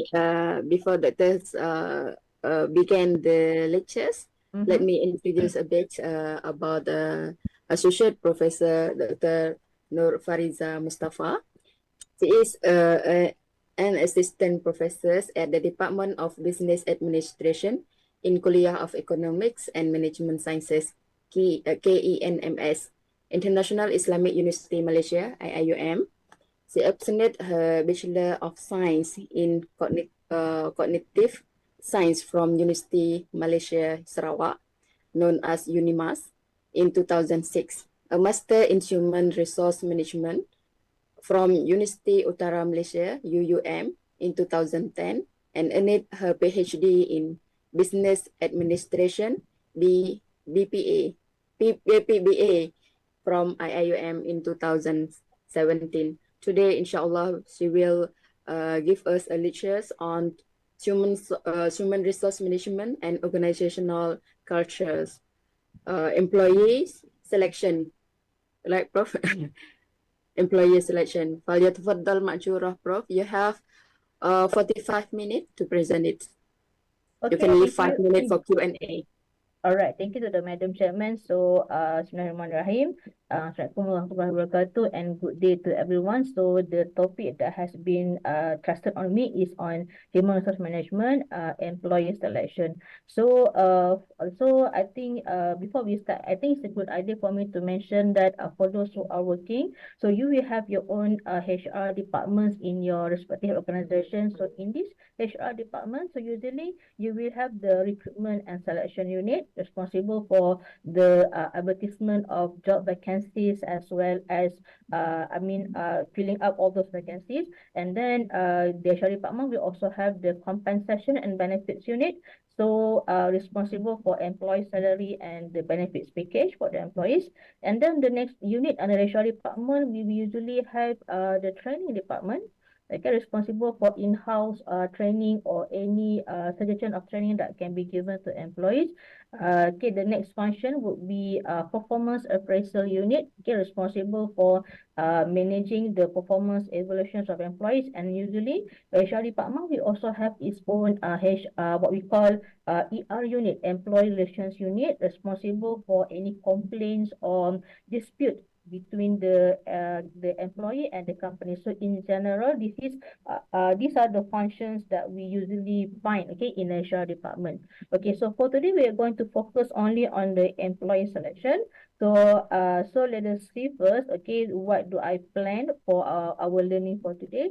All right, okay, so we are going to learn about some first and the process of employee selection in general, and then we're also going to learn about some example of common employment tests and common types of interviews, okay, normally being done during the employee selection process. And towards the end, we are going to learn about some evidence from the Quran when it comes to what kind of people to hire, and when it comes to the emphasis on being fair, okay, during the selection process. Okay. So first of all, okay, so what is employee selection? In general, this refers to the process of choosing individuals or candidates who are qualified to fill job openings. So when there is a vacant position in organization, so companies can either use a job search website such as JobStreet, okay, to advertise the position, and they can filter, okay, from such website. Or a company may also use their own website. For example, like for IUM, so if you click the career word, okay, or the job opportunities word on the website, so it will bring you to this online recruitment website. So you can see what are the existing positions, and then there are buttons here and there for you to click if you wish to apply for some of the positions. So these are the in general how companies advertise job openings in the organization. Okay. Okay, so I think it's a good idea as well for us to learn first what is the objective or the goal of selection. So basically to maximize what we call hits. So so hits here refers to accurate prediction. So for HR, for recruiters, okay, for example, we would like to know whether the candidate that we hire for the company is a good match in terms of whether the candidate can actually do the job or not.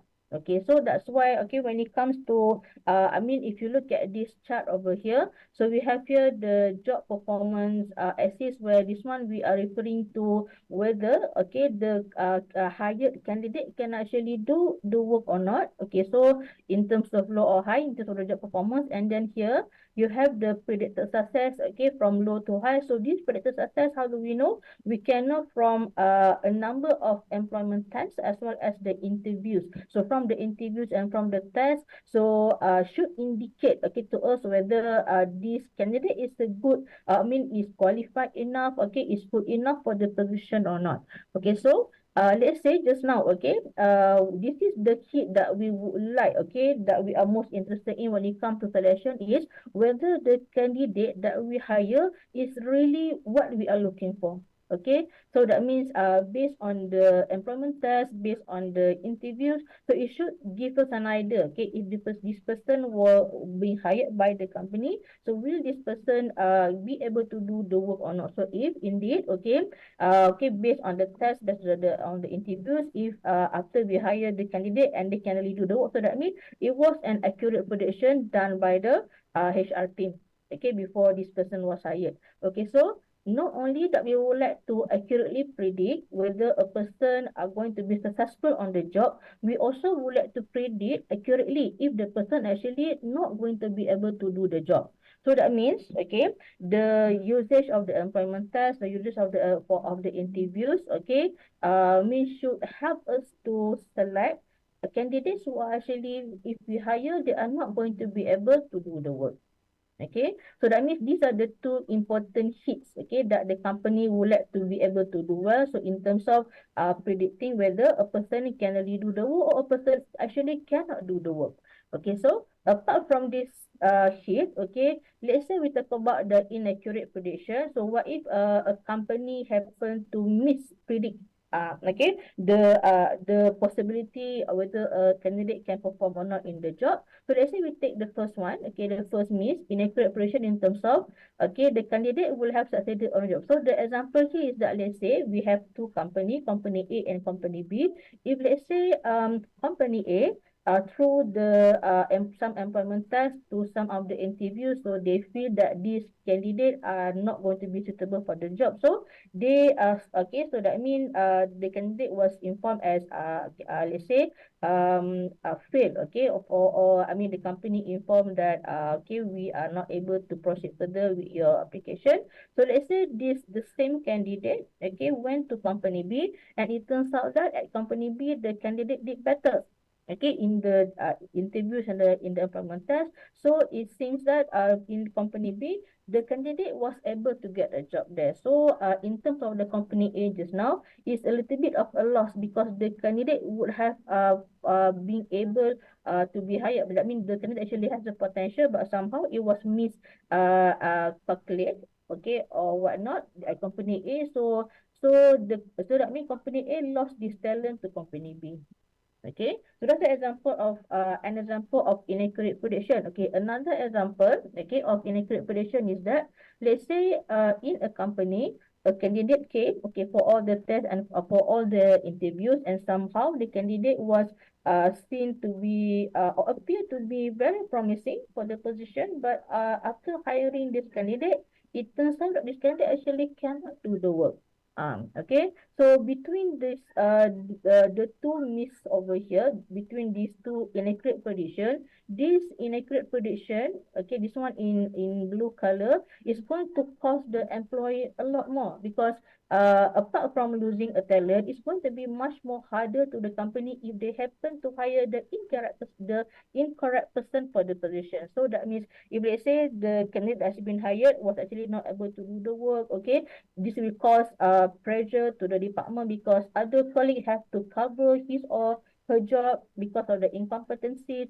So it's going to be much more, it's going to cause much more headache, okay, to the company if they are the one who made the wrong decision in hiring the wrong candidate. Because as a company, you cannot simply terminate a candidate when it was you who actually happened to hire the wrong person.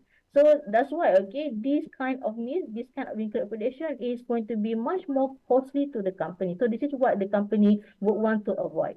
All right. Okay, let's see further. Okay, so this is the common step in general, okay, how companies do the selection process. So all the activities that you see here, from submission of resume and application form, okay, to initial screening, pre-employment test, interviews, reference and background checks, okay, medical examination or drug test, and to hiring decision. So all these activities, it can differ from company to companies. It can also differ even in the same company. This process might also differ according to different positions. Okay, so later on, okay, we are going to learn about each of these activities here. So just to say that when it comes to these hiring decisions, okay, when it comes to all these selection activities, so candidate can be rejected at any time. Okay, it doesn't have to always be at the initial screening. So candidate can be rejected at any activities, at any step in the selection process. Okay, let's learn, okay, some of the steps in the selection process. Okay, so let us talk about initial screening. Okay, so before an applicant is being interviewed, so why do we do screening? Because we don't want to waste time inviting candidates who are not qualified for the position to come for interview. So for example, so let's say when we open for a position, let's say when the company open for a position that requires, let's say, degree level as the academic qualification. So those with degree level and below, we will put them aside. So that is one way to do the screening. Okay. So so when it comes to okay, the screening method. So a company can filter from, let's say if they are using a job website, for example, so they can filter. So in terms of the qualification, okay, of the candidate, they can also filter in terms of, okay, those with experience and those without experience. Okay, and then they can also filter, for example, in terms of what are for instance, certain certificate that candidate should have for certain positions.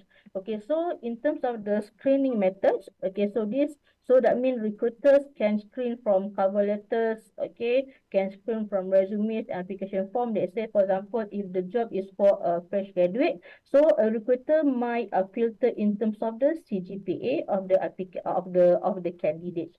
So, for example, like let's say if you talk about Malaysians, for example, it is quite common for fresh graduates. So when we are filtering their resumes or their application form, so we are going to look, for example, we are going to keep, okay, the resumes of those with 3.0 and above, okay, for the CGPA. So those with lesser than 3.0, so we might put them aside, or sadly, we might have to shred, okay, if the application form, if we cannot find any suitable position for such low CGPAs. Okay, so that is one way to do the screening. Another way that company do initial screening is by doing a phone call, okay, phone screening, where the recruiters, okay, will give a call to some candidates, and then during the phone call, okay, let's say we introduce ourselves, we are calling from ABC company, this is regarding your application for certain position. So during this phone screening, what we do is that companies are actually assessing whether the candidate can actually converse in English or not.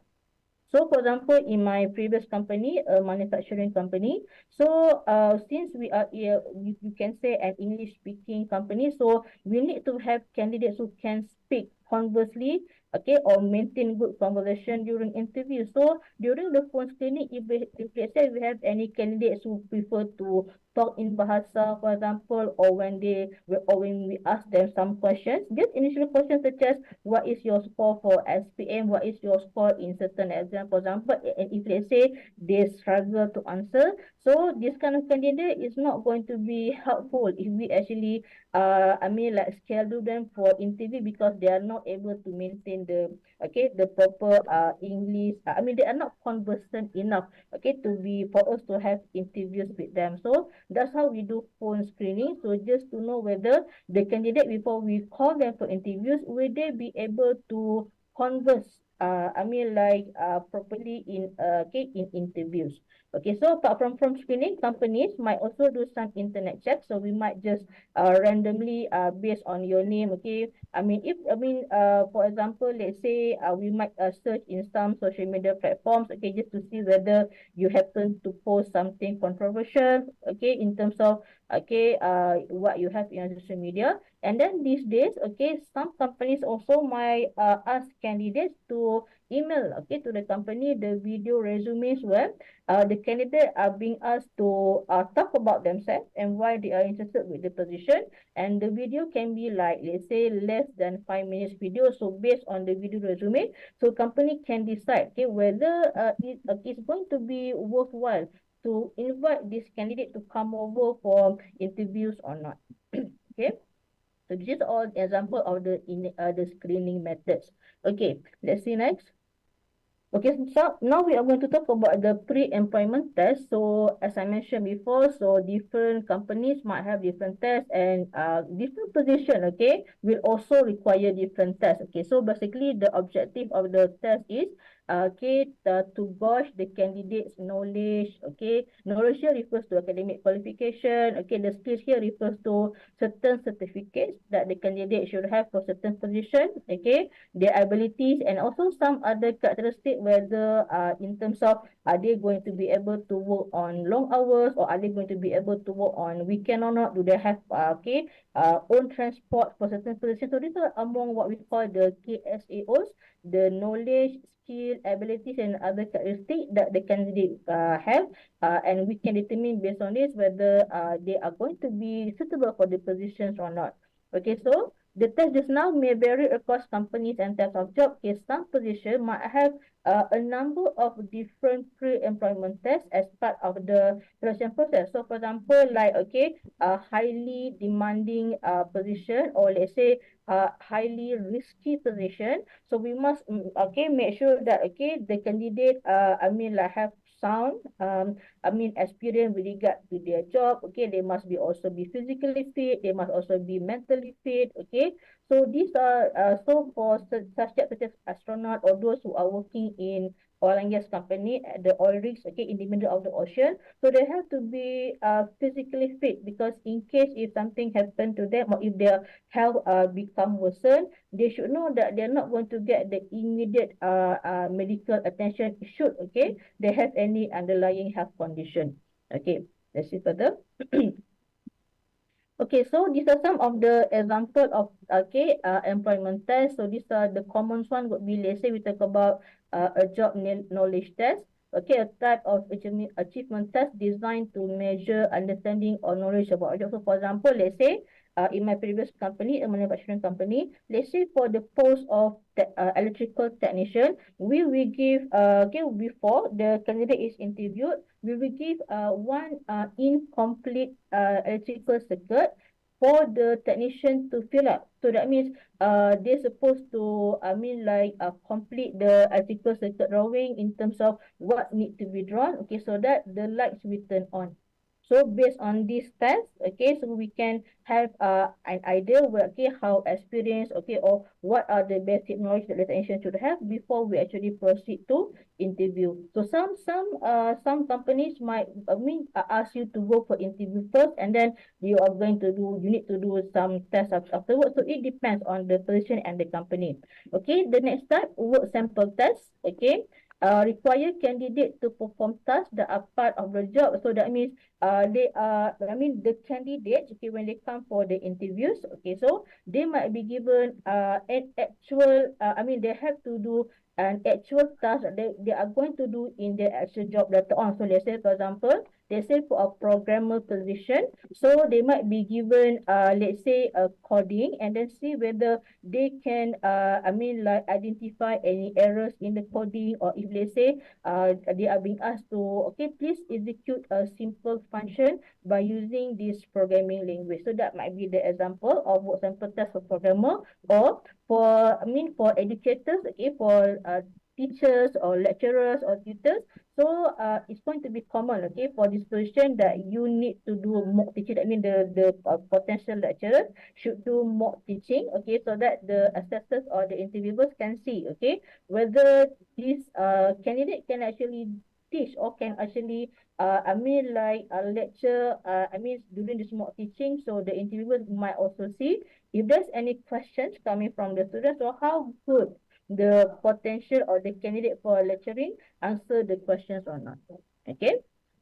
Okay, next, cognitive ability test. This one is actually referring to IQ test.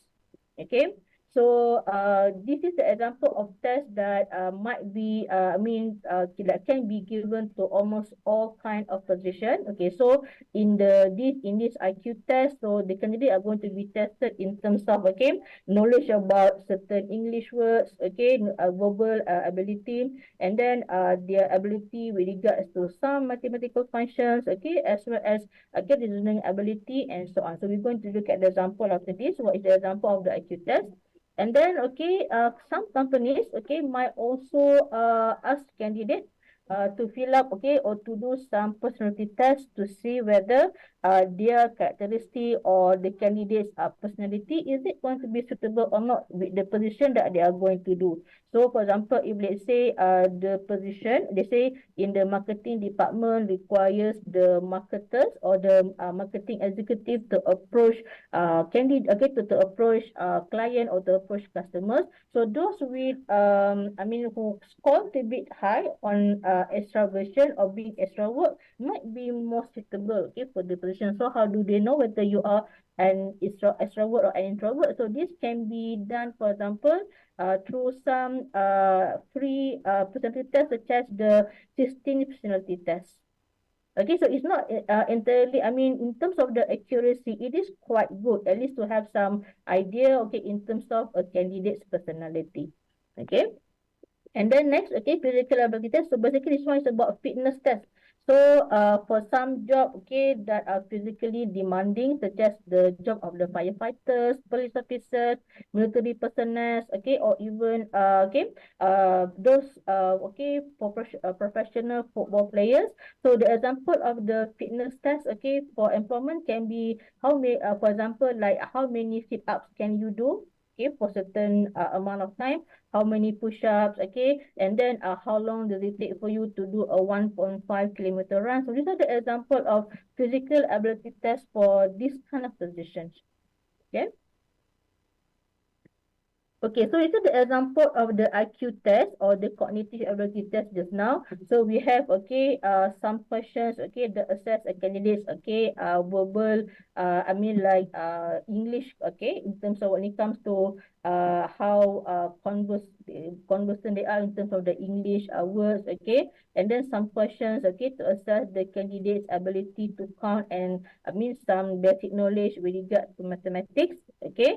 We also have some reasoning question as well as mechanical, mechanical knowledge question. So, for example, if we look at this reasoning question, okay, what is to boat as snow is to ski. So when I teach to my students in my class, so I will ask them, okay, to elaborate why the answer for this reasoning question is C.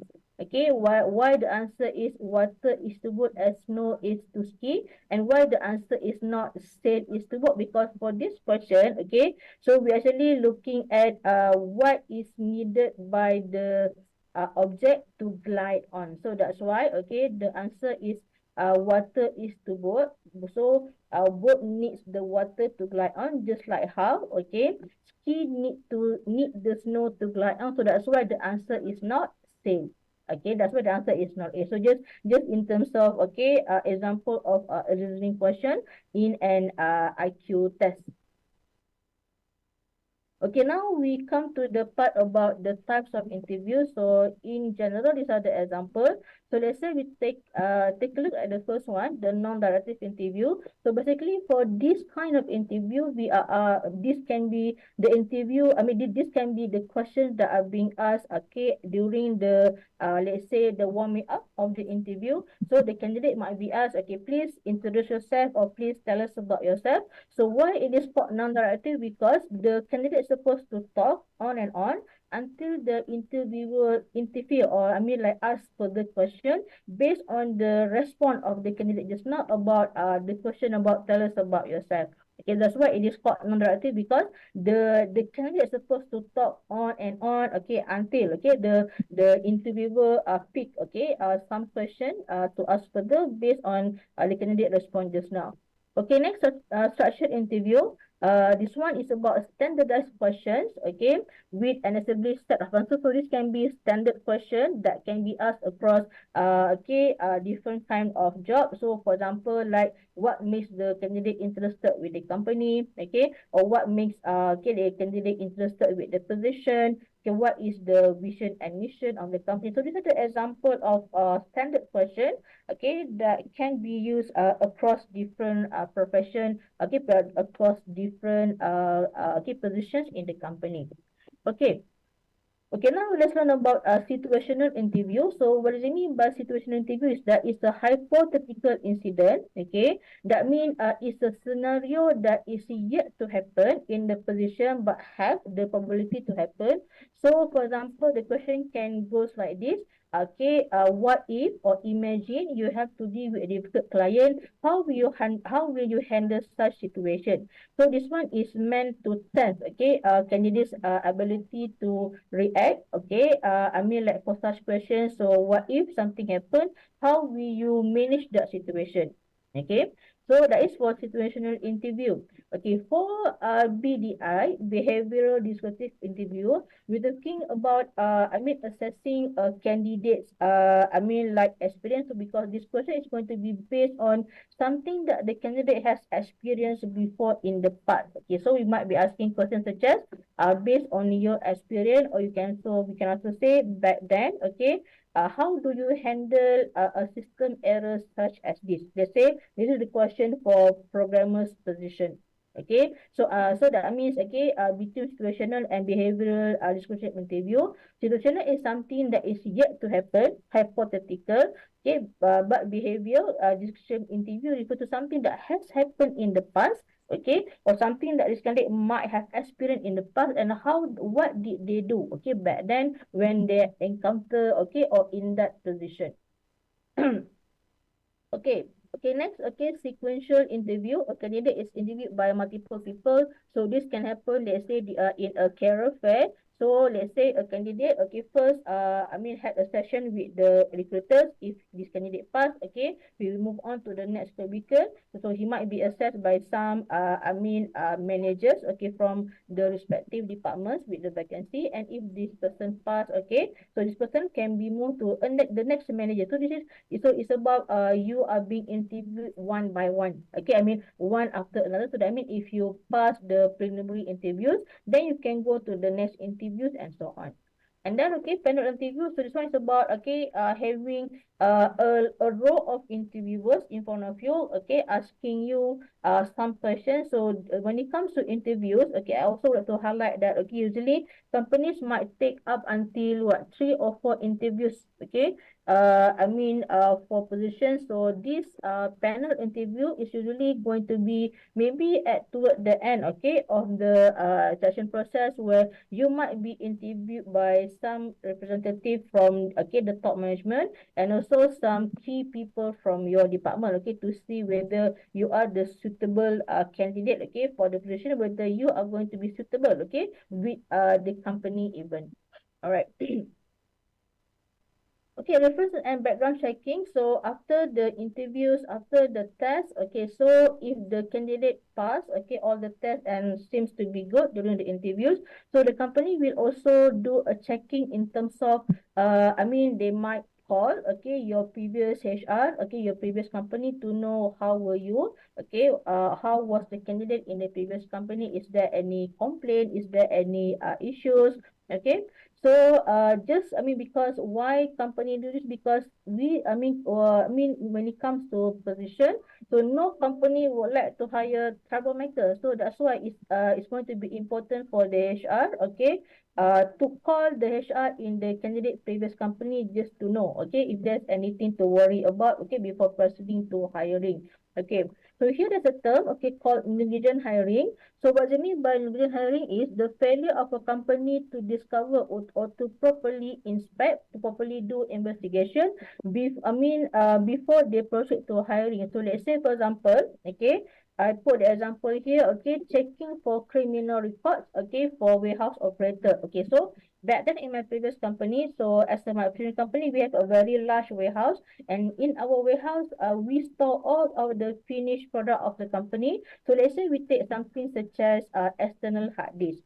So when it comes to having employees in the warehouse, we cannot have people with key criminal record because they might, okay, smuggle, okay, some of the device and, okay, sell it outside. Okay, that's why, okay, for such position where the employees are the one who manage the inventory list, they are the one who count how many stocks are there, they are the one who count how many things have been shipped. So we cannot have people with some criminal background, okay, to work in such environment, okay, where the finished good of the companies are ready, okay, to be shipped. So what we do, for example, okay, to prevent illegal hiring is that for this position, warehouse operator, so after the candidate has passed the test, the interviews and so on, okay, so when we do the background checking, so the IC number, identification number of this candidate, we are going to run it against the police database to check whether this person has any criminal background or not. So those are the example. That means for this kind of position only that we'll do such background check, okay, against the police database. Okay, but for most position we don't do that. So it's just that for this kind of position we have to do it, okay, because we are talking about employees who are working with the things, okay, we're working with the products that already can be sold. So because things such as small as external hard disk, okay, people can just smuggle in their own lab coats, okay, they can they might not report, okay, accordingly, okay, in terms of the stock in the warehouse. So that's why we cannot afford, okay, to have this issue. So that's why we must really check, okay, their IC, okay, to see any issues with, okay, with such person or not.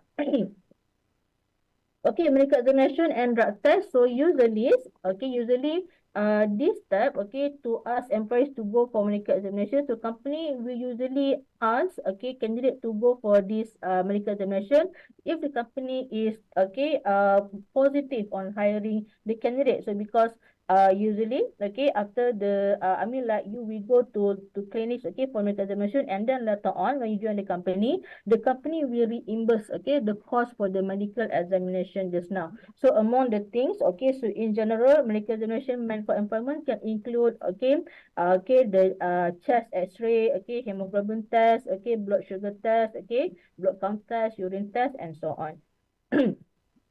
Next, okay, so another thing, okay, so some companies might also do drug tests, okay, as well as alcohol intoxication test for certain job that requires employees to work very long hours, okay, such as, let's say, professional lorry drivers, for example, or if, let's say, in your job you have to operate heavy machine, so the company need to know, okay, is it you yourself who have the stamina, okay, who are able to work long hours, or actually you can do that because you are taking some drugs or some substance. So the company need to do that, okay? Need to test that before they proceed to hiring you. So if let's say any candidate refuse to take the alcohol test or the drug test, so it's like what we're trying to say is that, okay, if the candidate has not done anything wrong, has not take any drug or any kind of alcohol, so they should not worry, okay, if they're being asked to go for such tests. So that's what it means by, okay, a candidate may refuse to take a drug test, but that is tantamount to turning down. So it's like if you don't want to take the test, so that means actually you are turning down the job offer. Okay, something like that in terms of what it indicates. All right. Okay, now let's learn about some evidence from the Quran. Okay, for us when we are discussing this employer selection from Islamic perspective. So let's say in terms of what kind of people to hire. So in Surah Al-Qasas, verse 25 to 26. So this one is actually about. The context of this ayah is saying that. Is referring to Prophet Moses. Okay, in the situation where he is on the run. Okay, a group of people is trying to harm him in a city. So he is fleeing. Okay, he is running from those people. So while he was on the run, he need to have some means to support himself in terms of he need to have some kind of a job. Okay, for him. Okay, to live. Okay.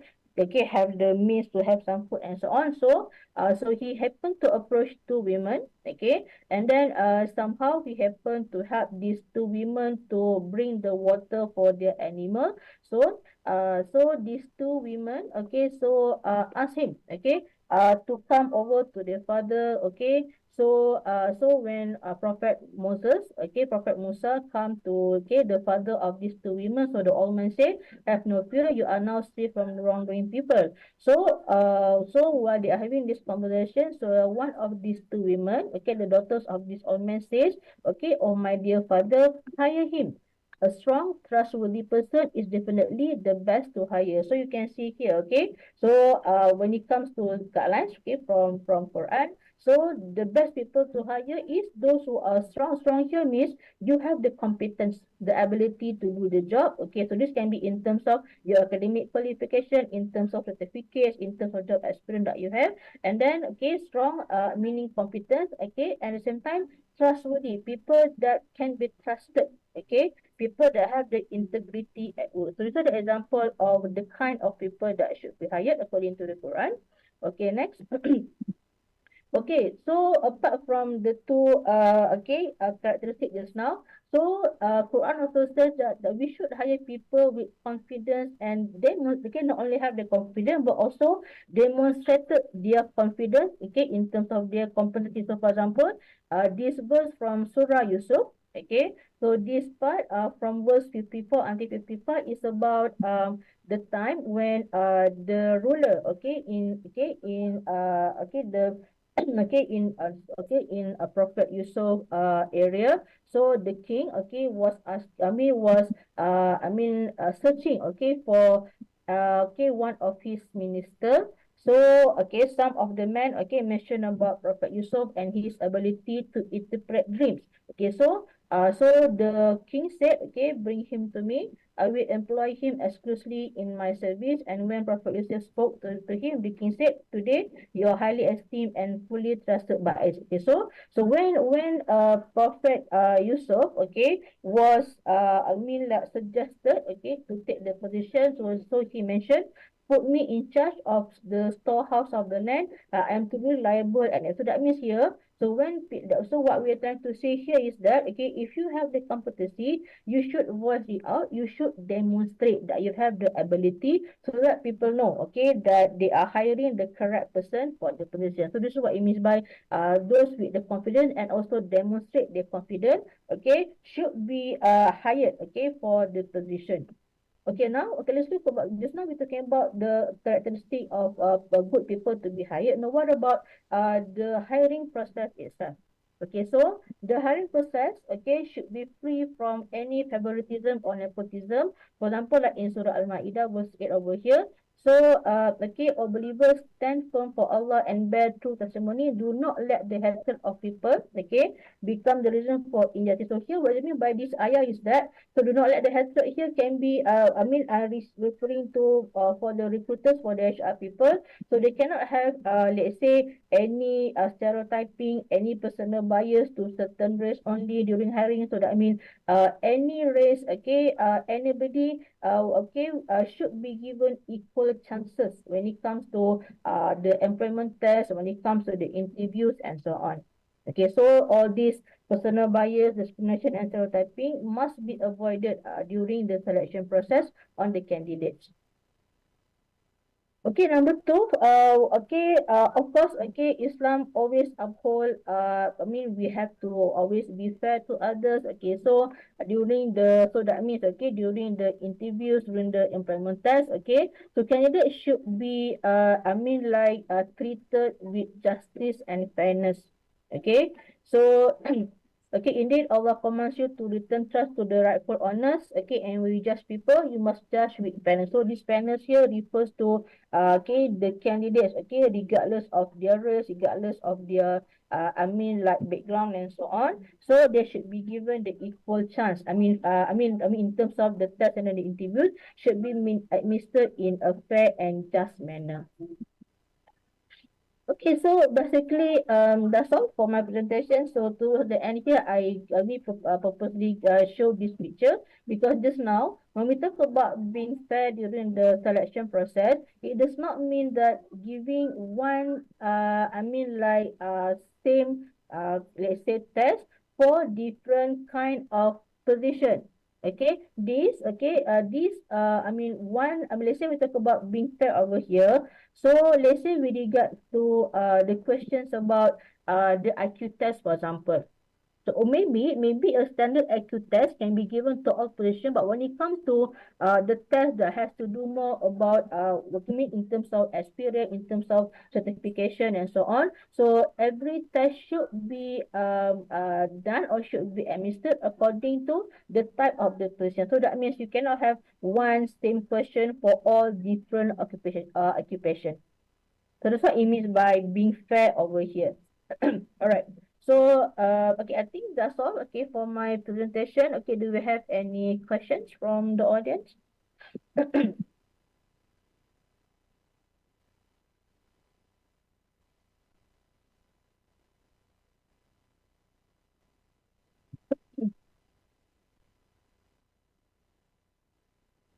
Assalamualaikum, Doktor. Salam, yes. Yeah.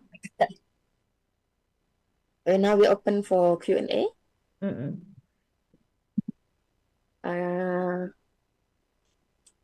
Okay. Let me say in the chat box first. Yeah, yeah.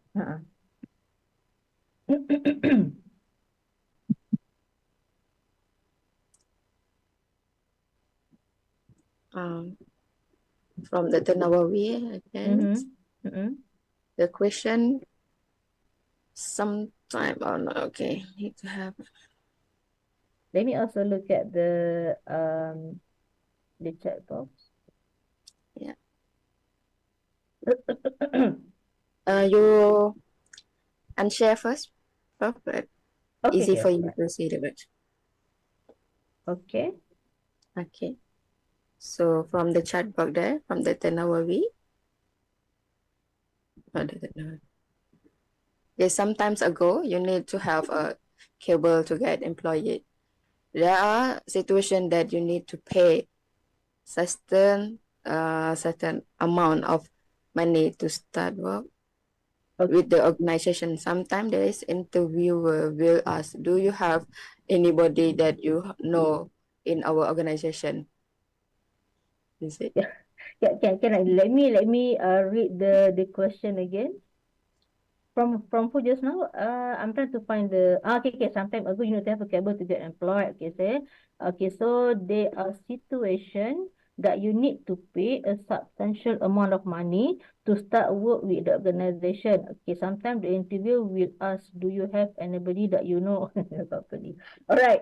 So I think what Dr. Novi is trying to answer is that so when it comes to so there are some companies, they might do what we call nepotism. Okay, so actually we have a term called what we call that employee referral. So what do you mean by, I'm trying to answer this question. So what do you mean by cable is that, okay, some people use the word cable, but actually they are referring to a term in HR called employee referral, where it is the act of if there is a vacancy in the company, so instead of putting it in the external job advertisement, for example, like in JobStreet or the company website, for example, sometimes, okay, company will ask from their own employees, okay, do they have any family members or do they have any friends who might be suitable for the vacant position? Okay, so this, what do you mean by employee referral is that it is the employees of the company who forward the resumes of their own relatives, okay, their sibling or their friend that might be suitable for the company. So that means, this pool of resumes, okay, being forwarded by the employees, but okay, this kind of employee referral is not going to become nepotism or favoritism because okay, so because all these employees who forwarded okay the resume, they can only forward the resume, but they cannot influence the decision of the HR either to interview or not interview the candidate. So I think this is what you mean by cable just now. Okay, in terms of employee referral, that means okay, the employees of the company, when there's any position, okay, they can only forward the resume okay to the HR, but they cannot in any way influence. Okay, I mean they cannot say okay, this is my brother's resume, can you make sure that it's being interviewed? The employee who forward the resume cannot say something like that, because okay, that will make the employee referral become nepotism. So usually in company we do have employee referral, but we make sure that the employee referral activity does not lead to favoritism or nepotism that can I mean like develop into what you mean by having a cable over here. So I hope that's answered the question. Okay, so okay, the another one you ask, sometimes the interviewer will ask, do you have anybody that you know in our company? So this one, okay, why HR might ask this question is because we just would like to know. Okay, sometimes, okay, it is good, okay, if you have, let's say, somebody that you know the company, so that when you join the company, it's going to help you to mingle. I mean, when it comes to learning about the company culture, the do's and don'ts of the company, it's going to be easier for you. And then when it comes for the HR ourselves, so when we know that you have somebody that okay that knows you in the company, so we actually at the same time doing a background check on you. So we can ask from our own employee that you have, okay, that whether this is your friend or your sibling just now, at least we can know what kind of person you are before we proceed to hire you. So this is the reason that why, okay, yeah, when you go for some interviews, HR may ask you this question. So I mean, it's not really contributing to the cable issue just now. We just would like to know, okay, about you. So it's a good idea if you know somebody in the company, because we can check with that person what kind of person you are before we actually proceed to hire you. Okay. Okay. I hope that's answering your question. Okay. Let's see what we have next. Okay. From Kashauke Rasul, what do you do when you have two best candidates for the same position? Okay, good. All right. Okay, so for this kind of question, so usually, okay, when companies interview candidates, okay, we do not, let's say for a position, we do not come up with only, let's say, one best candidate for one position, because, okay, if you do this, what if this candidate, while they are trying to be employed by our company, what if at the same time they are also trying with other companies? So that's why usually the common practice in companies is that, okay, when we are interviewing the candidates, okay, and when we give the test and so on, we are going to, let's say, choose at least the best three candidates. So that, okay, if let's say from okay the three best candidates just now, if let's say when we extend the employment offer to the first candidate, if the first candidate turned down, at least we still have the candidate number 2 and 3, okay, for us to okay extend the employment offer. So it doesn't because if we have only one candidate, we might have to do everything all over again if the first candidate turned down the offer. So usually, okay, so these two best candidates is actually common. Okay, so when it comes to if we have what do we do when we have two best candidates? Okay, so in terms of like which one? So when you have two candidates, you can always tell which one is better compared to the other. Okay, so let's say we talk about two fresh graduates. Okay, so let's say the CGPA are the same. Okay, so when it comes to the best here, like it can be subjective, okay, based on how they perform during the interviews. So they might have the same score for the test, okay, or for some employment test, but when it comes to the interviews, so the interviewers and the hiring manager should be able to indicate. So when it comes to giving preferences, which one would they prefer, the candidate A or B? All right. Okay, do we have any more questions? Yeah.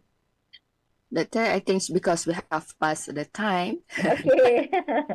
All right. There's many questions below there, but then because of the time that, and Dr. Arbani also waiting there. Yeah. Yeah, Okay, I would Doctor. like to answer, but yeah, we have time concern over here. But I really thanks. Okay, thank you so much for all the response and the question from the audience. Thank you very much. Thank you very much, Doctor. Thank you for your wonderful explanation. Thank you so much.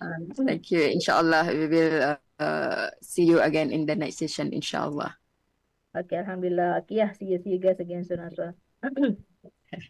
Okay, thank you very much. Okay, welcome. Dr. Arbani? Dr. Arbia. Sorry, Dr. Arbia. Dr. Arbia, are you here?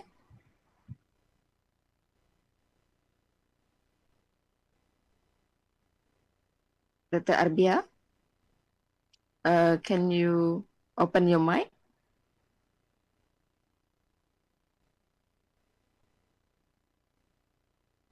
Assalamualaikum, Doktor.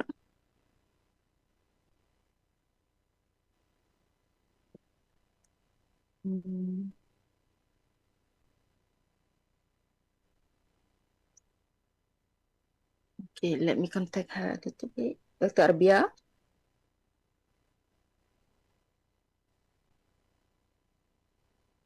I think you need to have to unmute her, please. Can you have to unmute Dr. Arbaiah? I'm already make her a co-host. She can unmute by herself. But still here, let me unmute first.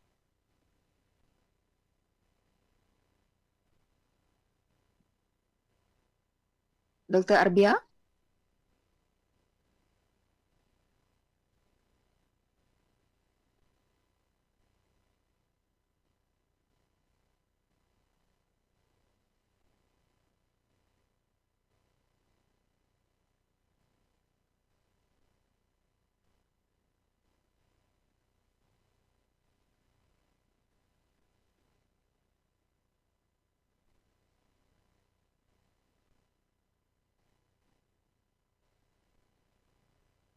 Admin, I think you need to change her from co-host to presenter so that she can unmute herself, perhaps.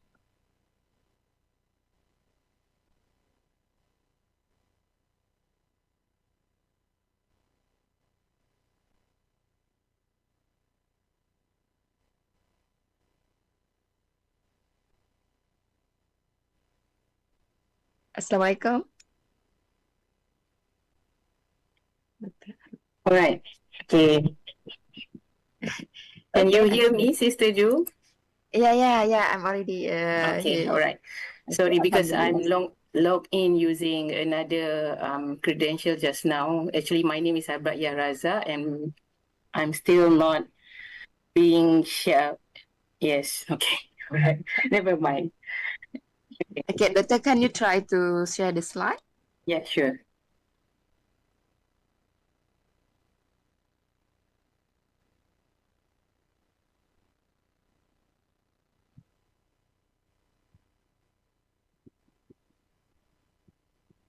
Right. Can you make it full screen? Yeah, sure. Okay. Can you see my slide, sister? Okay. We saw it. Okay, before Dr. Arbaiah starting her lectures, let me introduce her a little bit. Okay, the Associate Professor Dr. Arbaiah Abdul Razak has been a lecturer at the Department of Business Administration, International Islamic University Malaysia, IIUM, since September 2022. She holds a PhD in Innovation Management from the University of Southern Queensland, Australia in 2016. A master degree in information technology focusing on telemedicine from University Kebangsaan Malaysia in 2007, and she got a bachelor degree in Biomedical Science from University Malaya 2002. And now she will present for us a topic regarding on entrepreneurship, innovation, and Islamic business strategy. Introduction to entrepreneurship in Islamics. Oh, okay, in Islam. فليتفضل مأجورا دكتور. Okay. Bismillahirrahmanirrahim. Assalamualaikum warahmatullahi to everyone. First of all, thanks to Sister Ju, our moderator today. And also thanks to IIIT for organizing this program. So my name is Arbaiah. As you hear just now, my background is quite multiple. But nevertheless, now I am at IIUM. I am teaching entrepreneurship at the university, at the kuliah. So my topic today is on Islamic entrepreneurship, balancing the faith and also the wealth. I actually, a little bit of my background, a part of my professional career, I had a small experience, just a little bit of the experience doing conducting business on my own at a startup company actually. And now I am holding an admin position at a strategic business unit at the IIUM. So with this little experience in doing business, either at a startup company or at a strategic business unit at the university, honestly, I face challenges. I face challenges to align the business goal and also the spiritual goal. For example, sometimes I need to withhold some of information from our customer. Sometimes we have to compromise the quality over pricing. And most at the university, for example, most often that I've been asked about how much money or profit that my unit have made for the year. So these are some of the challenges that I face, that I am struggling to balance. But Alhamdulillah, I just joined IIUM 3 years ago. So even before I joined IIUM, I already teach entrepreneurship, but it is more on the conventional entrepreneurship. So now, when I'm here at IIUM, I can see the Islamic values actually is more important, or at least we can embed into the conventional entrepreneurship. Because for me, I believe that Islam teaches that all the wealth resources are trust that Allah gave to us. And entrepreneurship is not a means to generate profit or revenue only. Entrepreneurship also is I would say, a path or a means for us to serve the society with a greater purpose. And so today, I would like to talk the overview because we have other sub-modules from this module number 4. So we are going to talk in more details about marketing, for example, about operation later on with another module. So I hope that by the end of this sharing, I hope that everyone can remember the principle of Islamic entrepreneurship and understand how we can complement the conventional business model with our Islamic values, to embed with our Islamic values, and then recognize some of the main or the key characteristic or the behavior, just like Dr. Fariza mentioned just now. Behavior does matter in entrepreneurship. And then identify some of the challenges and solutions in Islamic entrepreneurship, and finally apply some of the practical tips that I gained through my own experience conducting business, through teaching, through research. So I would like to start with a simple definition of entrepreneurship. There are many definitions actually, but generally entrepreneurship in a nutshell is about the process. It is actually the process to identify, to develop and manage a business venture to create value. So the word business here is not only about the commercial unit or the profit organization, Business here, if you look in the dictionary, it is came from an old English word. It just simply means that when you are engaged in work, busyness, okay, or the state of being actively employed or occupation. So meaning that entrepreneurship is also applied for the non-profit organization, for those who are employed in the government office, for example, and of course for the startup company or a business. Okay, the profit oriented. So either way, okay, either you are employed in a non-profit organization, or you are a business owner yourself. So entrepreneurship is very important because it has the role in our society to grow our economy. It can become the catalyst, okay, for innovation and problem solving. Of course, it creates wealth, and what is more important is to give social impact, or market efficiency. So this is the definition, the general definition of entrepreneurship. And then what is Islamic entrepreneurship? Actually, it also takes the earlier definition, but in addition to that, entrepreneurship in Islam, actually, we must adhere to the Sharia principle. We must ensure fairness, justice, community welfare. So, Alhamdulillah, Dr. Ridwan, Dr. Zaireena already talked about fairness, about ethics. So this is the gist of Islamic entrepreneurship. We must adhere to the Sharia principle, ensure fairness, justice, and community welfare. So, in my opinion, the key difference from conventional entrepreneurship is that the purpose. I always ask my student, what is the purpose of a business? Most of my undergraduate students answered that to make profit.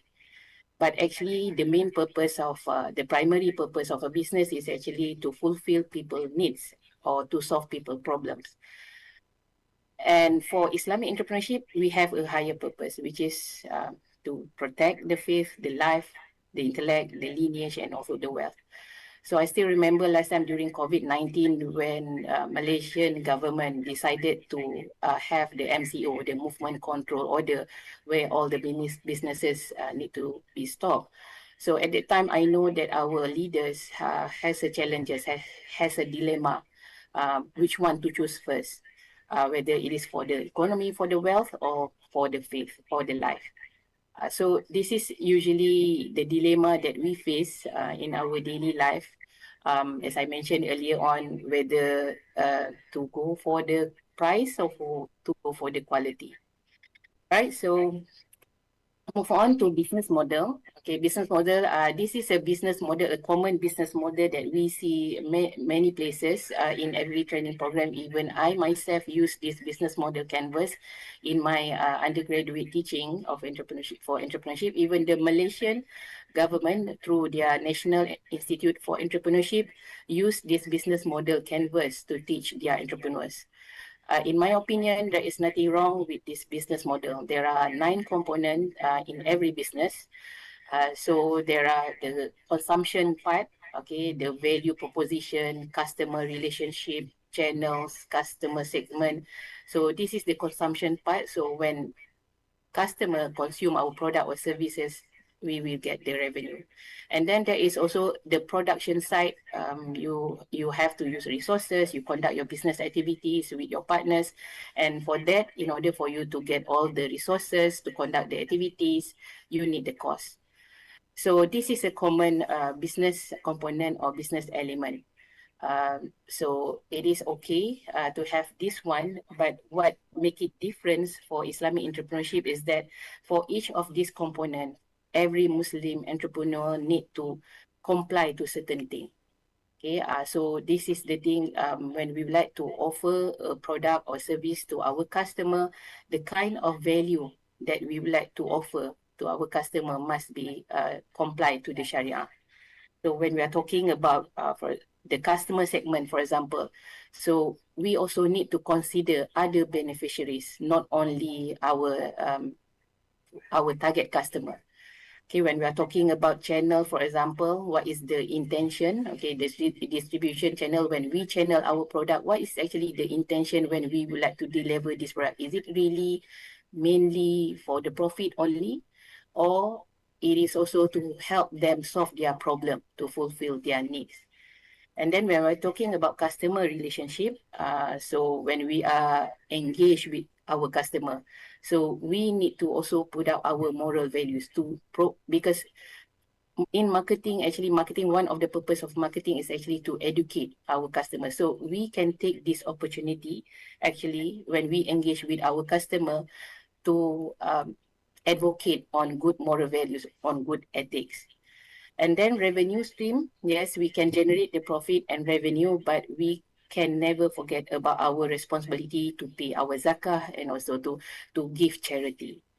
And then in terms of the key partnership, okay, the Ridwan mentioned about sharing earlier on. So we have to share our profit. We have to be transparent about our risk. And then in every business activities, okay, Dr. Zaireena mentioned about ethics. So in business, it's not only about the halal logo product or halal services. It starts from the upstream, meaning that it starts from our raw materials. So whether we got the even our transport, even our logistic. So we need to ensure that the halal transportation. So we need to adhere to the ethics, the Islamic ethics. And then in terms of the resources, this is the most important thing. We have to consider about the halal and haram. Okay, halal and haram. And finally about the cost structure. Okay, cost structure, we need to make sure that we source our capital from a halal financing system. For example, the Qardul Hasan. Okay, but whatever it is, we need to avoid riba. Okay, so in my opinion, this business model, the conventional business model, is reliable, okay, for us to be used. But what is more important for Islamic or Muslim entrepreneur is that we need to embed all these Islamic values or principle within this business model. We have to even, in my opinion, make it explicit our Islamic values within this business model.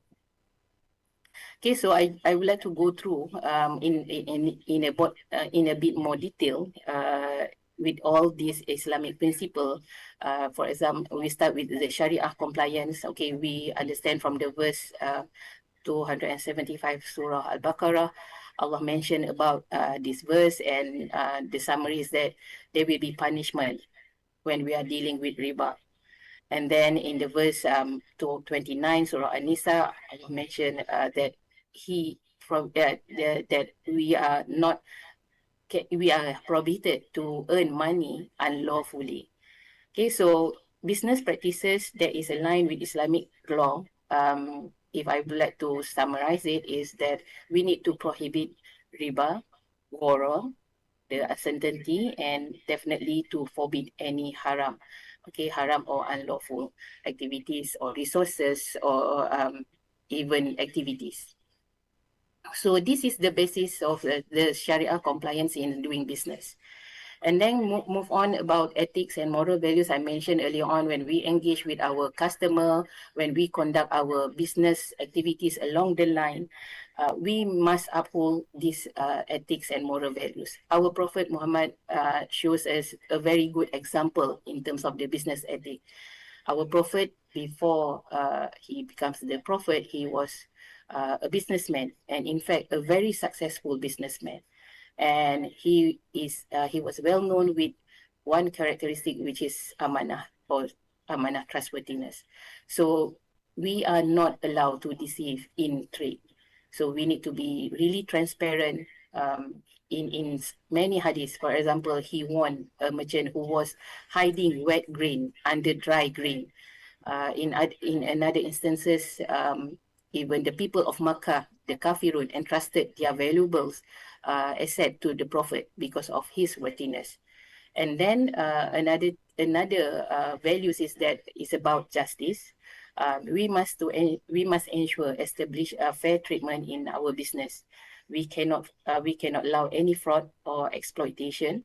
And for example, in terms of our staff, our employee, whether it is in a profit organization or non-profit organization, we must give the worker the justice. Okay, we cannot exploit them.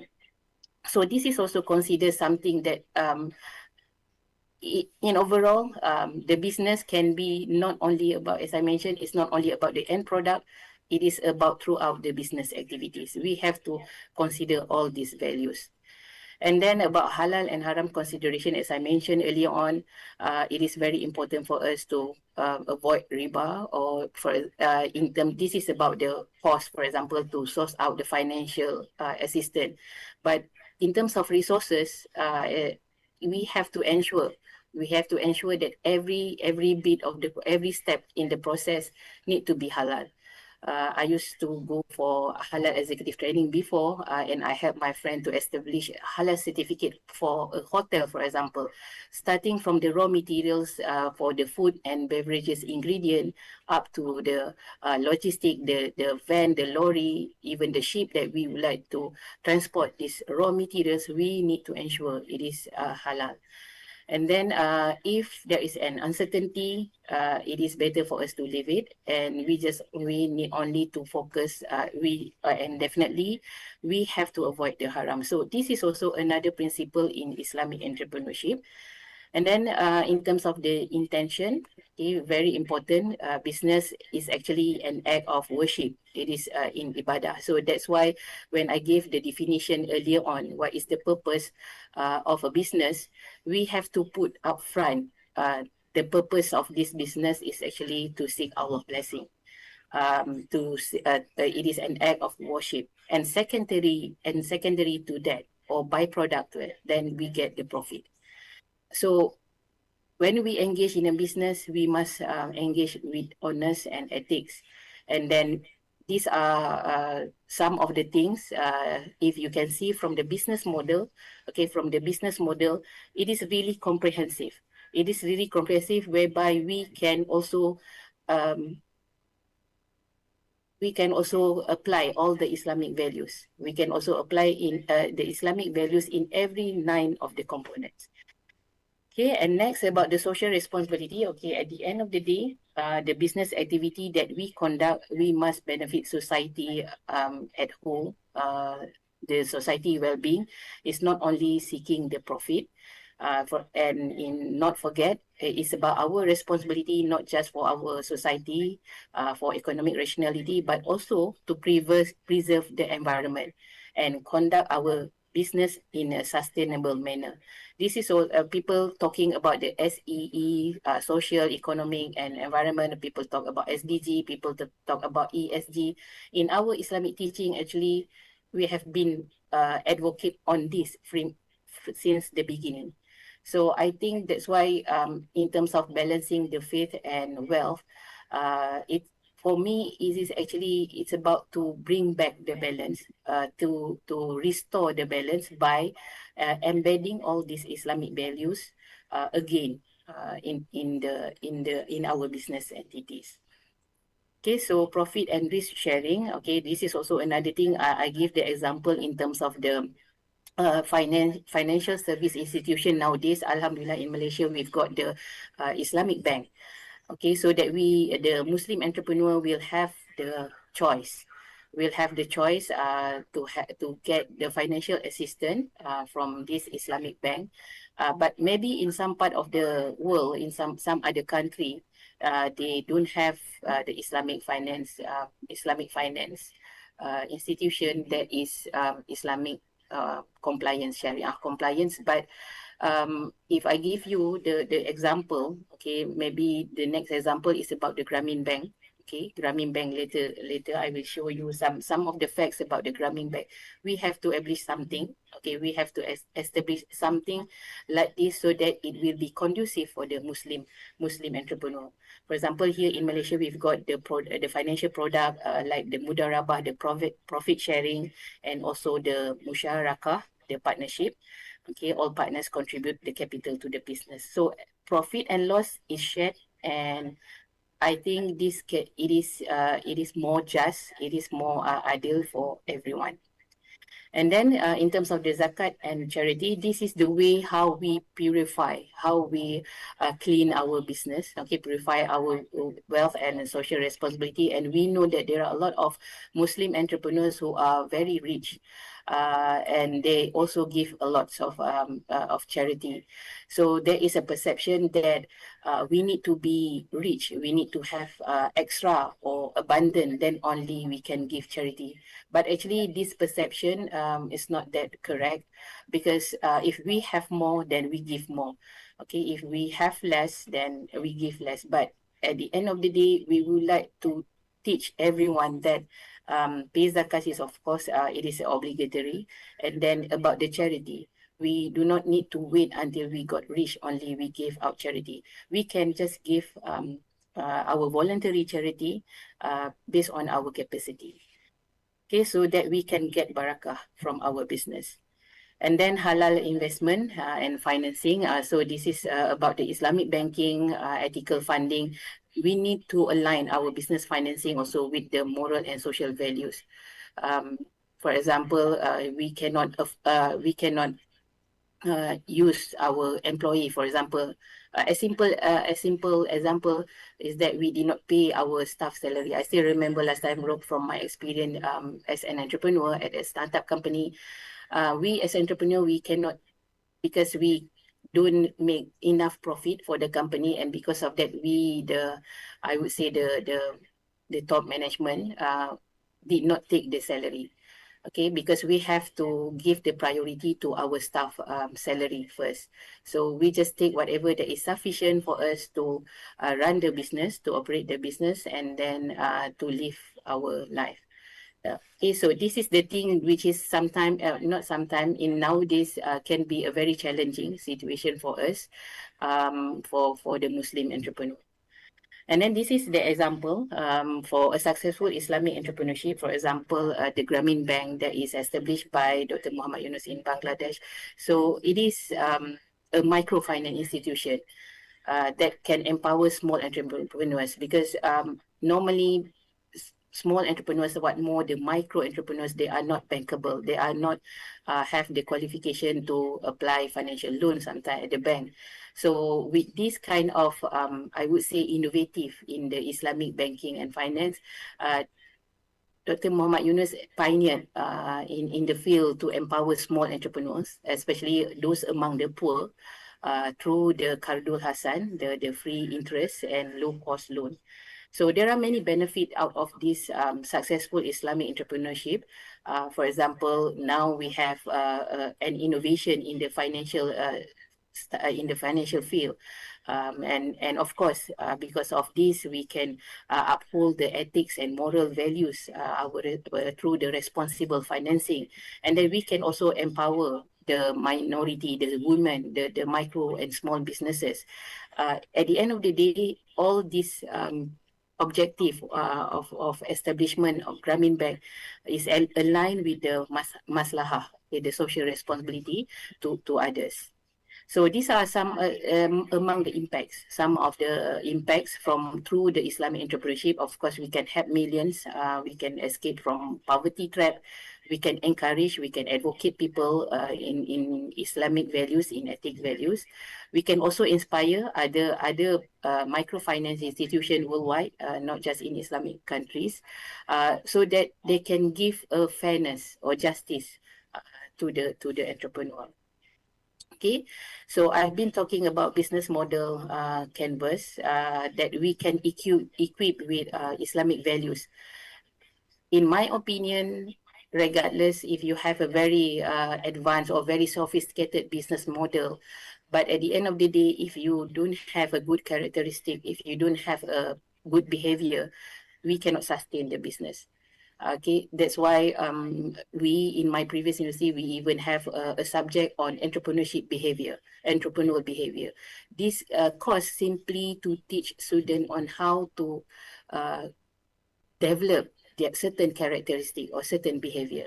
For example, among the most important behavior, okay, in business, either you are in a profit organization or in a non-profit organization, is about the honesty or amanah. Because in order for you to offer your product, to make people subscribe to your product, buy your product, subscribe to your service, you need to earn the trust in business.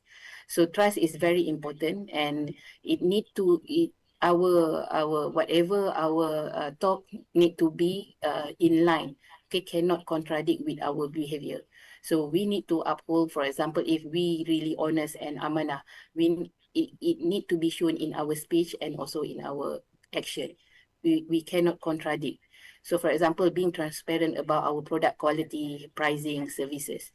Okay, we claim that we are a Muslim entrepreneurs, and yet we withhold some of information.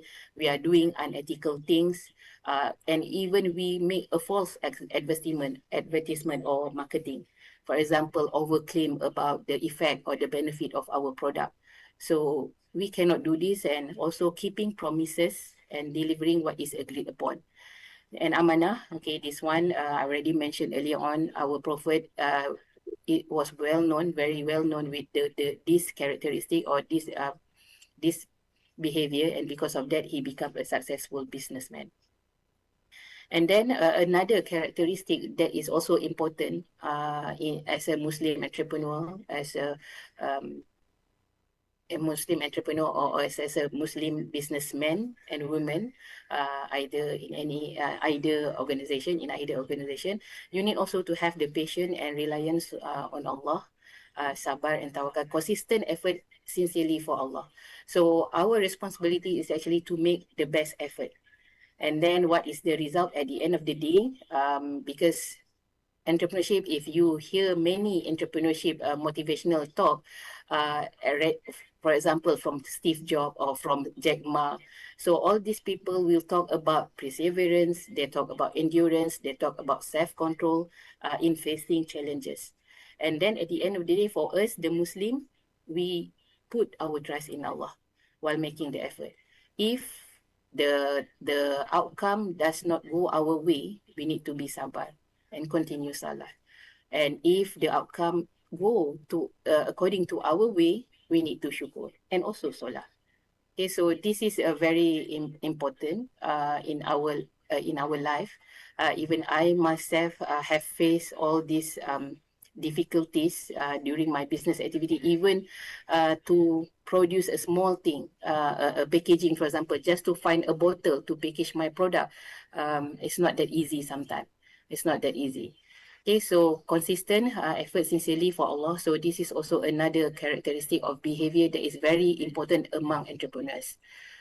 Even though you have a very good or sophisticated business model, but if you don't have this patience and reliance on Allah, we can easily fed up or give up with our business.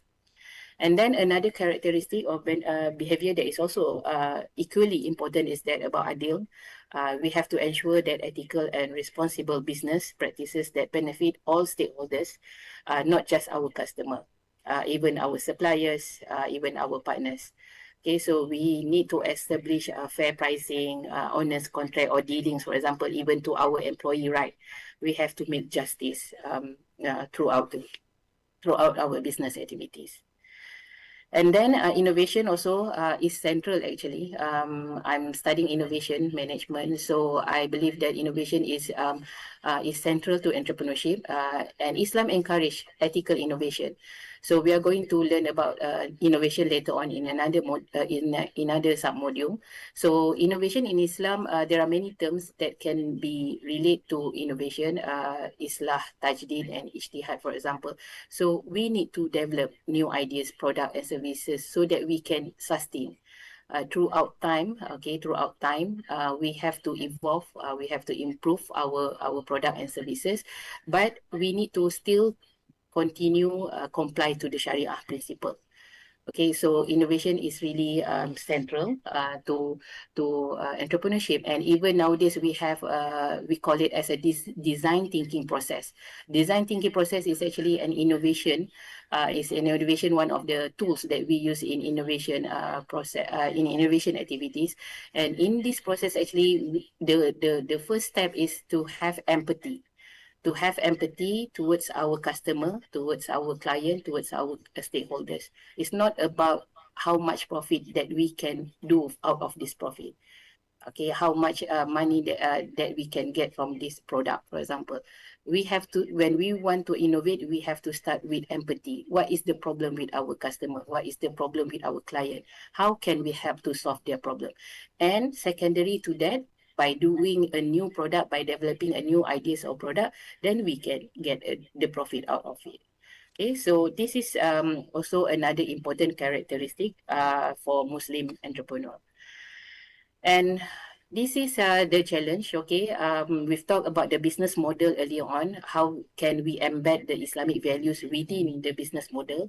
And then I mentioned about how good your business model, but then if your characteristic or if your behavior does not fit, okay, for entrepreneurship endeavor, then we cannot face the challenge in a good way. So a part of the small challenge that I shared earlier on in terms of how to balance between the price and quality, for example. These are the other challenges, more general challenges that we face among the Muslim entrepreneur. For example, limited access to Islamic financing. So Alhamdulillah, nowadays here in many countries we already have Islamic banks, and we have the interest-free financial assistance, the Qadru Hasan. And then lack of awareness and education, this is also very, very important. So that's why I quit from my entrepreneurship career, because I think it is also, one thing is about, at that time I faced challenges on how actually to navigate the current situation, how to balance between the faith and wealth.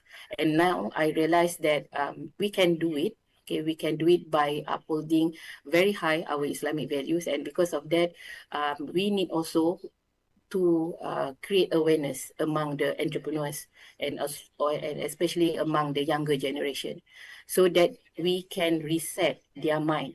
As I said, when I first asked my student in the week 1 class, what is the purpose of a business? Most of them answered that to make profit. So we have the responsibility to reset their mind, because this is originally the main purpose. Along the line, I don't know, somewhere along the line, we got this definition twisted. So we need to bring back the values.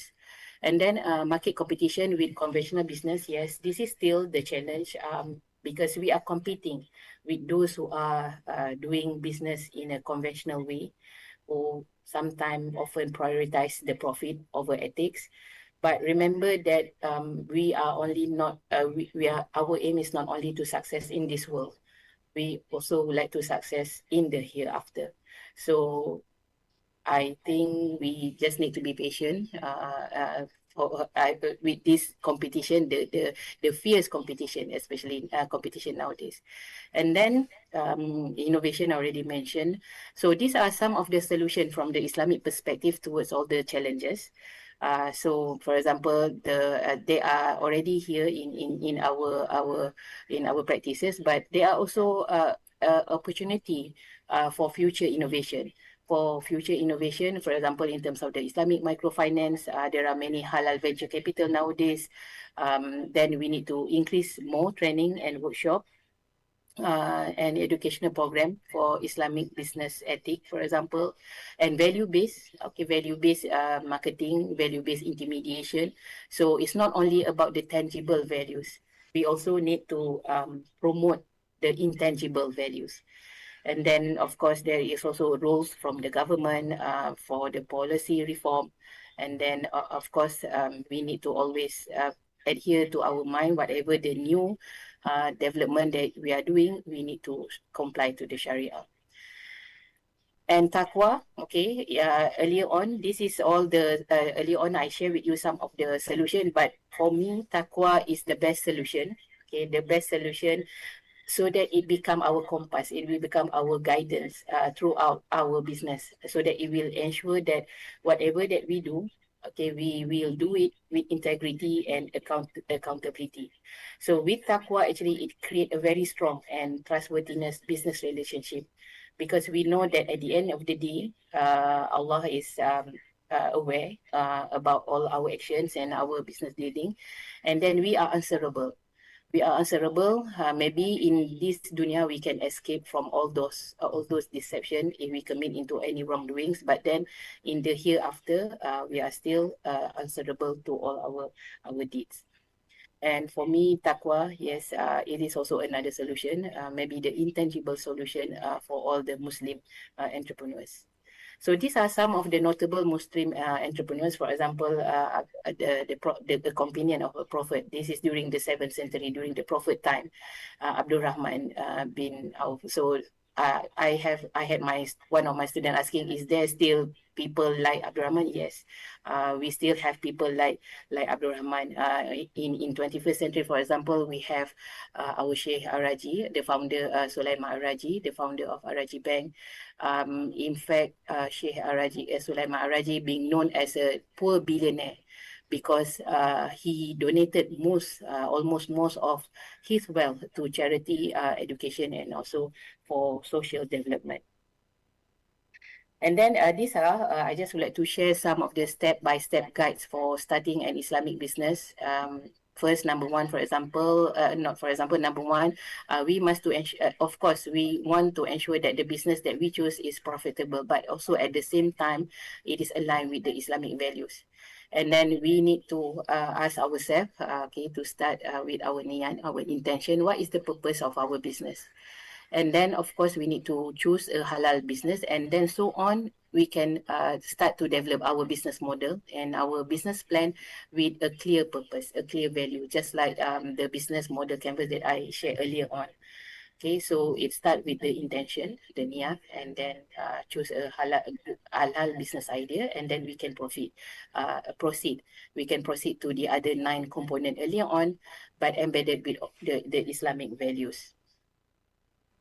And then this is some of the modern trends that we can see in Islamic entrepreneurship, Islamic fintechs, digital banking, so halal e-commerce. So all these modern trends is here, okay, to help us for the Muslim entrepreneurs to conduct their business in a more halal way. Okay, so actually we have options. Maybe last time we are not that advanced, our marketplace is not that advanced, but nowadays, alhamdulillah, we are more advanced. We have choice. We have choice and we have alternative to do a more halal business. This is the overall, I would say, how actually by doing business we can establish the Maqasid Sharia principle. So for example, if we start from the above here, if we protect the wealth, if we protect the resources, we know and we treat all these resources, this wealth as a trust or amanah from Allah.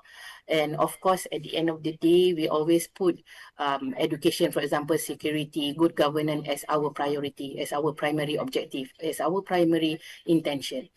And then by doing all this, okay, where we've got all the wealth, okay, we can remove the poverty, we can establish mutual trust, investment, and optimum the development in every aspect. And then at the end of the day, of course, with all the wealth, we can also enrich the faith and self and intellectual. So it's all interrelated. It's all interrelated. And at the end of the day, what is the main objective is that for us to achieve al-falah, the success, the well-being, not only in this world, but also in the hereafter.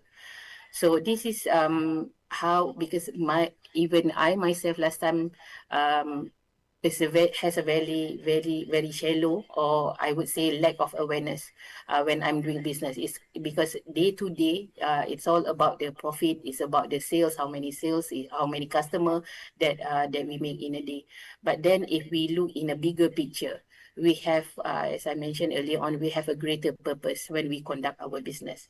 So inshallah, by keep all these main intention, okay, the taqwa at the back of our mind, we will always be guided to do the good things.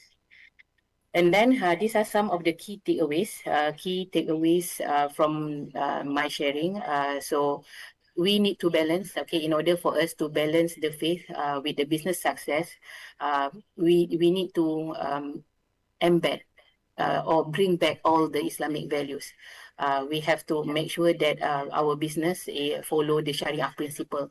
Okay, avoid the riba, ensure the halal, and avoid the uncertainty. Okay, and then in terms of the profit and risk, we need to be transparent. We need to share with others, and we have a responsibility not only for our business but also for the society at large, and including the environment. Okay, and then a final thought. Okay, a final thought or the key takeaway message from this session, this session is that we need to build the ethical or socially responsible and the faith-driven business that benefit the society. So we need to bring back the values. We need to bring back all the Sharia principles that into our business, and then of course at the end of the day we need to be God conscious in our business, and inshallah we can prosper in success in this world, and in also in the hereafter. And also we already be responsible. Okay, be responsible in our business activities. So I think that is all for now. In a nutshell, in overview about the Islamic entrepreneurship, and based on my small experience as an entrepreneur, most of the time I was in various sectors. For example, in the medical industry, in the technology industry, and now in the management perspective. So it's all interrelated, just like what Dr. Ridwan, Dr. Zaireena mentioned earlier on about conducting our business, managing our business ethically, and then not to forget about Dr. Fariza's topic, selection of our staff, selection of our employee, the characteristic and the behavior is very important. Even though you have a very good resources, if you've got a very good financial capital, for example, but then if we don't have a good behavior, don't have the good characteristic, then at the end of the day, we will go corrupt eventually for some of the business. So I think that is all for today. Thank you very much. And now I'd like to open the session for Q&A session. Yeah, thank you very much, Doctor, for great presentation today. So we open for the Q&A. I think in the chat box, Doctor, there is many questions there. Oh yeah, somebody asking about attendance. Okay, never mind. Okay, life is full of struggle. It is not easy. By doing business, have you no problem? Yes, I agree. Even I myself every day struggle. That's why every day I need to renew my intention. What is the purpose that I'm doing all this, especially at the strategic business unit. There is a lot of pressure, how much profit that you make from time to time. Yes. Muhammad Babar, okay, to answer. Okay, so I think this is about the recruitment earlier on. Yes, at the end of the day, it's all about halal and haram. Okay. Very aligned to social entrepreneurship, yes. That's why in using this business model, actually, in terms of the customer segment, when we are teaching our student in entrepreneurship, we also give them a taste on how to come up with idea on a social entrepreneurship, especially on the customer segment. It's not only the immediate target of our customer segment. We also ask them to think what other beneficiaries that can benefit from our business. Okay, food purchase online do not conform to quality. That's why we need to be very transparent. We need to deliver what is promised, especially in the online business. Transparent is very important. Okay, our experience in Africa. Okay, treat badly. Yes, treat badly. Please be sabar. Okay, our brother coming from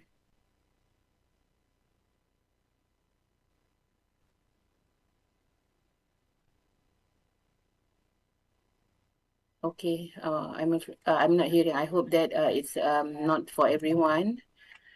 What is that Muslim claimer for Islamic finance institution and product, but when they are available, shun them? Why is that? Okay. From Dr. Bakar, I believe. Okay. Okay, to be honest, I used to be an entrepreneur myself. I have to admit that sometimes not the non-Muslim who shun us. It is sometimes from our own brothers because of the competition, I believe. But then if we have taqwa, if we believe in our Islamic teaching, then we can come back to the Islamic values, hopefully. Grameen Bank is not an Islamic bank. Okay, yes, I agree. It is I would say, a financial services institution. And then, is it fully like conventional bank? Is this referring to Grameen Bank? Yes, yes. Grameen Bank is an interest-based microfinance. It is a microfinance services institution. Okay. Okay, this is some company. This is something with recruitment earlier on. Okay, someone already respond to it. Thank you. How do Islamic ethical principles influence entrepreneurial decision making and business practice among Muslim entrepreneurs? Islamic ethical principle influence. It influence everything actually. So that's why I mentioned earlier on, all this the Quran, from the Hadith, it always need to be our priority. And inshallah, in whatever business decision that we make, it will be aligned with the Islamic values. Okay. Okay, thank you for all the comments. Inshallah.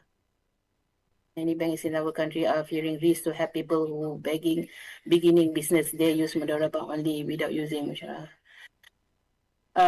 Yes, this is coming. This is something to do with leadership actually. Leadership is, when I talk about leadership, it's not meant for those who are as the CEO of the company or the Prime Minister of the country. Leadership is in everyone. So fearing the risk to help people, we know that our Prophet preaching that we need to help people. So it is our responsibility actually to help people. Okay, and then PDA does not attach to business, but it is attached to ibadah. PDA. Oh, sorry, Dr. Abdul Rahman, I don't really understand. Maybe I'll get back to you about this one, BDA. And then how is ethical innovation possible in climate where everything now is termed bid'ah? Okay, we have another topic about this. That's why in my talk also, I try to avoid honestly with the word bid'ah, because there are many opinions about bid'ah. Some says that there is good bid'ah and bad bid'ah, but another imam said that there is no such thing as good bid'ah. So that's why in my next talk, in my next module, I will talk innovation from the ijtihad point of view. I dare not to take on bid'ah because I'm not from the Islamic background, so I don't have the expertise to talk about bid'ah. So in innovation, later on we are going to refer it to ijtihad instead.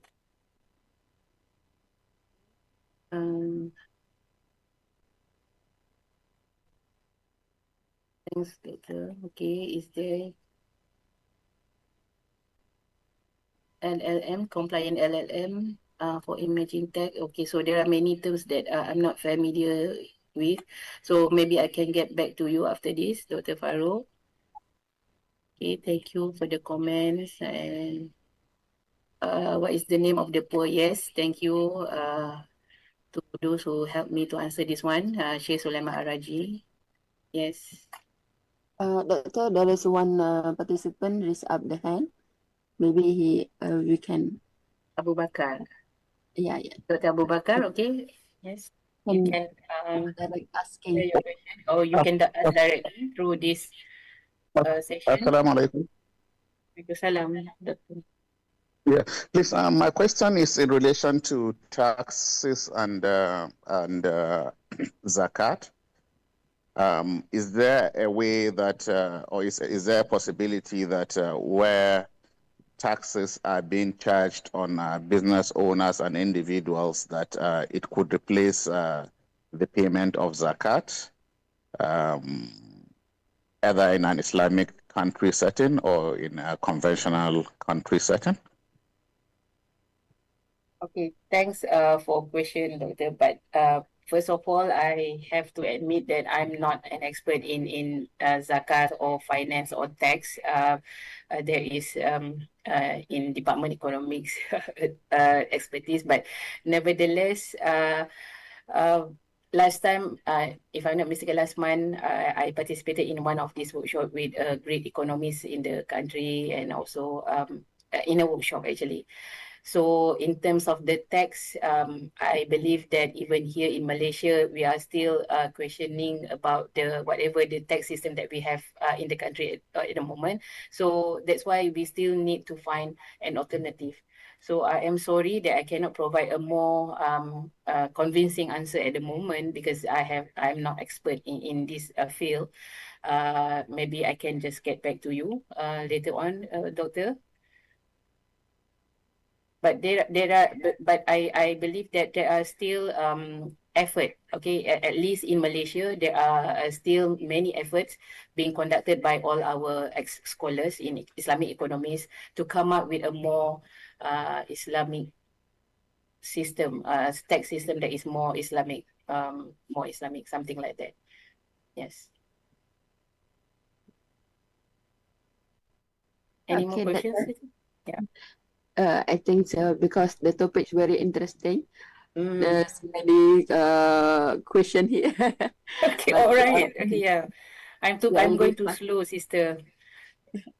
Maybe I can respond all the question later through the chat, personally to the person. Oh, also can, if doctor need to have one last question, to answer one last question, or what? Okay. So I should go scroll down to, because tax can't replace zakat, which is fundamental. Yes.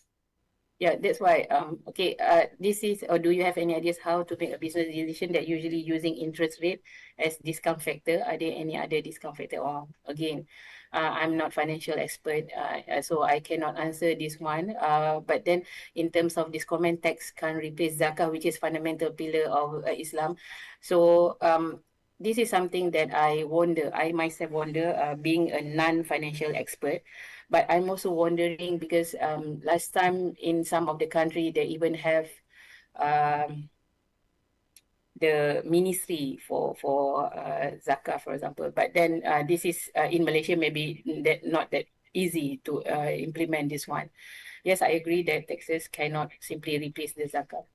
We have to have more discussion on this to come up how can we empower empower the zakat institution to help the Muslim entrepreneurs. So I think that is all, sister. So I give back the session to you.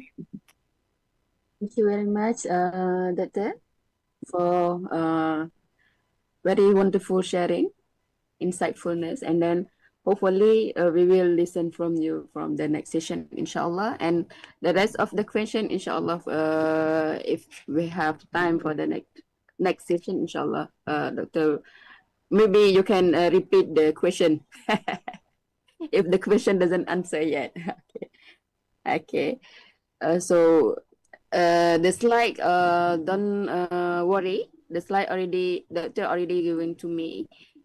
So I already uploaded all the slide in the in the folder in the Google Drive. And already we give it to the group. You can check back there. And also for the participants who doesn't join the group yet, please contact me. Don't put the name, don't put the number here, because there is so many numbers. I'm afraid that I can't copy all, but please contact me by WhatsApp me through my numbers. And With that, Doctor, thank you very much. Inshallah, we will see you again in the next Saturday, inshallah. And thank you to all participants. Before we close our session, I would like to recite one of the dua before we close it. Bismillahirrahmanirrahim. Alhamdulillah Rabbil Alameen.